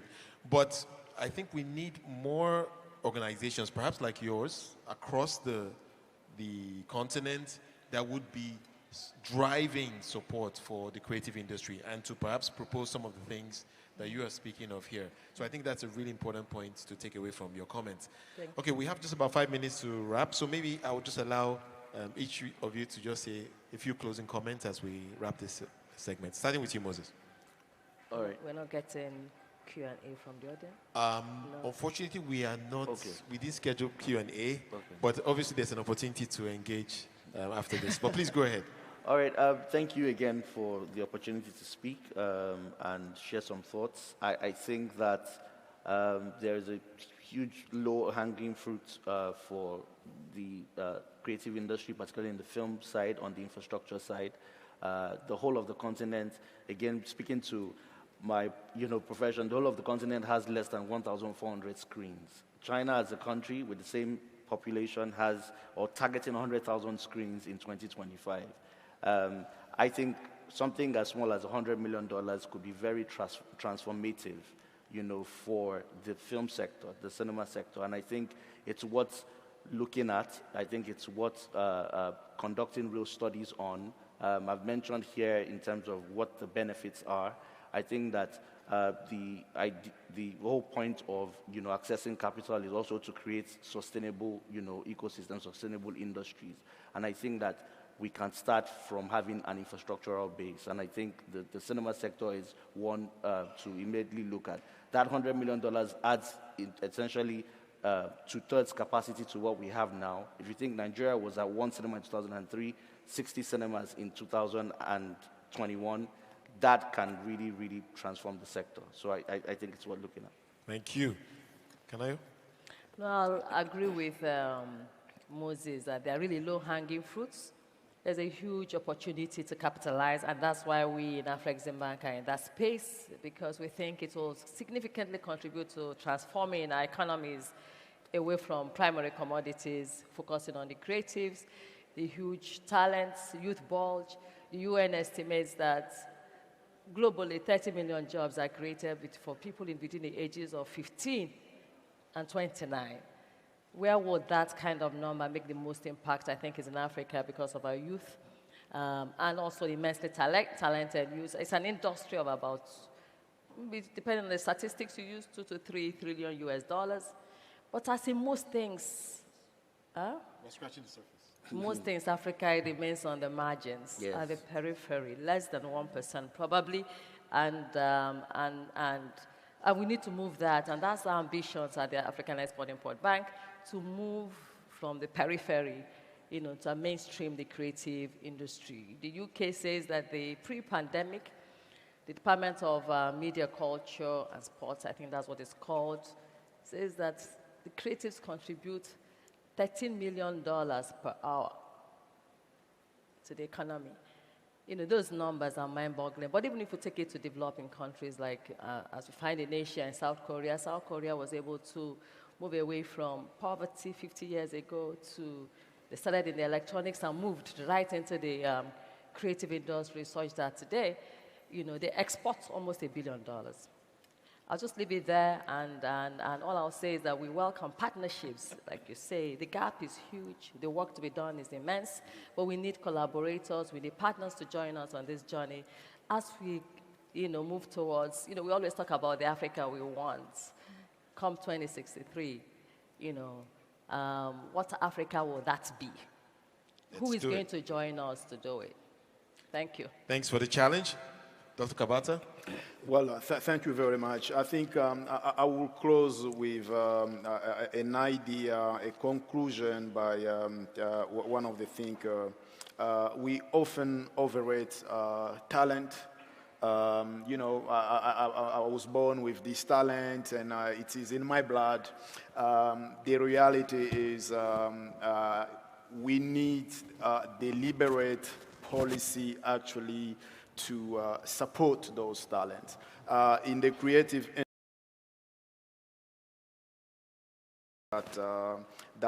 industry. As a matter of fact, we cannot expect to see these creators thrive without calibrated action to promote them. So I will close that. Thank you for that. And lastly, Ayeta? I'd say that right now, I think there's negotiations for the IP protocol, and that is done by the Ministries of Trade. Of course, the Ministry of Cultures don't take part in that, but I think there should be more, you know, policy and making process between us as the practitioners through our cultural, you know, policymakers and trade. I think there is that gap. I happened to attend a meeting. I think it was by accident, and that's when I discovered that, you know, this was just a governmental meeting. But that's when I realized that we're missing an opportunity to provide our voice in the policy-making process for the protocol.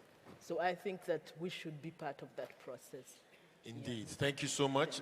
Ladies and gentlemen, we have to wrap it up here. But I hope this has been informative. And unfortunately, we're unable to take questions, but it is a trade fair. So please do your best to engage the panelists. And I just would like to echo the sentiment of former President Olusegun Obasanjo. This is an opportunity to really create made in Africa brands. And we hope you will take the challenge. And certainly, I think our panelists are here to support. Thank you so much. Please, can you put your hands together for them?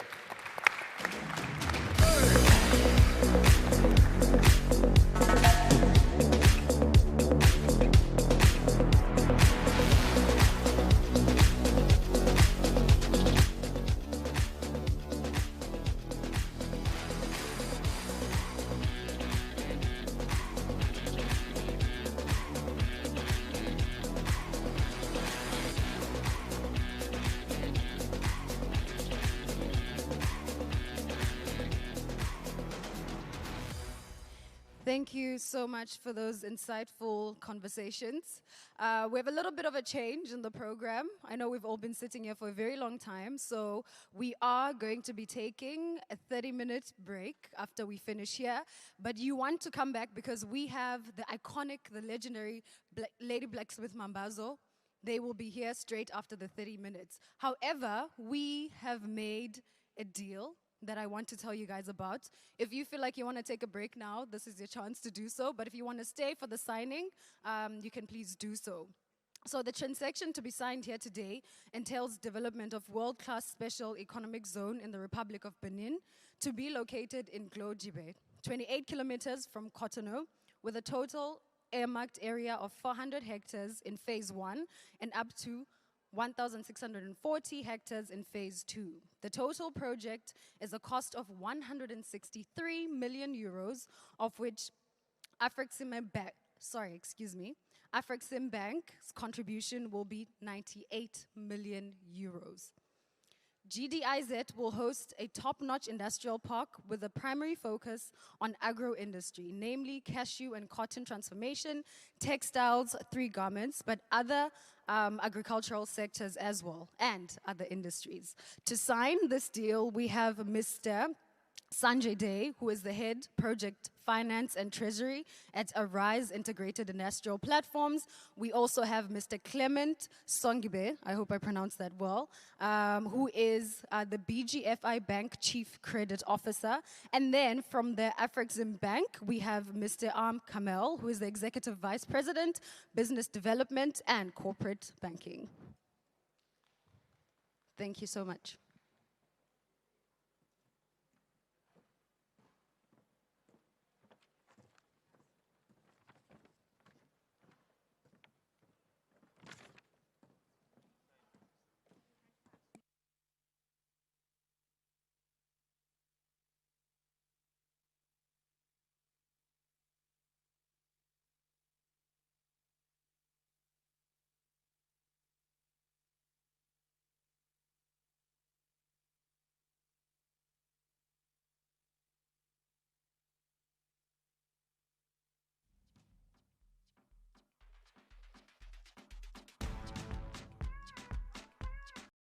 The sound, wherever you are, then know that Africa is talking business. Intra-African trade fair, Intra-African trade fair. So come on and come on, we call on all Africa. Come let us build our dream for all. Together we grow stronger and united. Paint out the sky with the proud colors of your flags and say goodbye to the darkness of the past. We stepping forward, we rising up. Oh Africa, our time is now. Break down the chains, clear the lines that separate, and shine the light on the things that make us great. We stepping forward, we're rising up.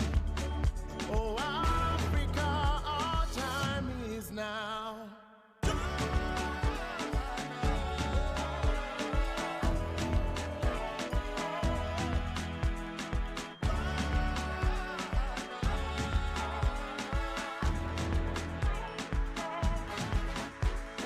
One for all for one. Let's celebrate.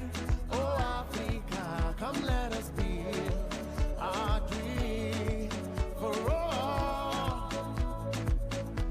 Together we grow stronger and united. Paint out the sky with the proud colors of your flag and say goodbye to the darkness of the past. We stepping forward.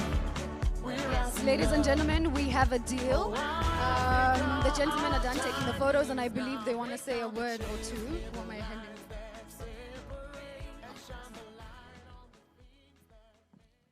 Thank you very much. Yeah, thank you very much, and it's a pleasure to have signed. Thank you. Yeah, good afternoon, everyone. It's really a pleasure, standing beside Afrexim Bank, who has been a huge support for these kind of industrial projects, and especially to Arise. And, we are very grateful that we have partners like Afrexim Bank, helping us in these initiatives.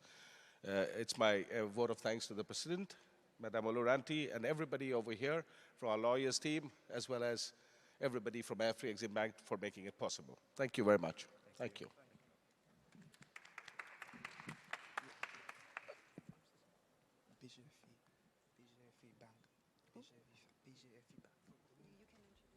Okay, I'll pass the microphone to one of the lenders, BGFI Bank, Mr. Clement Sonigbe.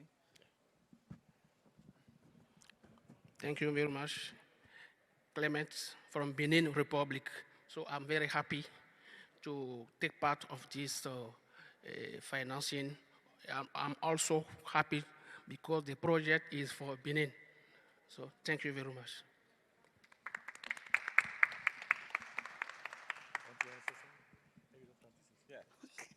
So I just want to appreciate everyone who has contributed to making this deal a reality. From our partners, Arise, who we worked with very well to push this deal through.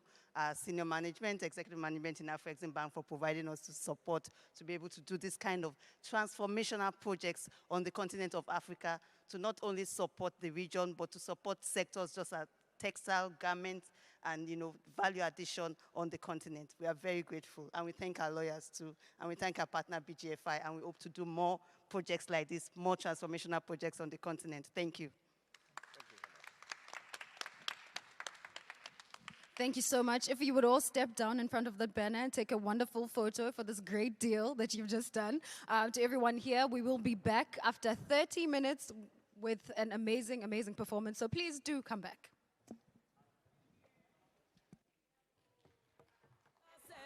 How do I work this?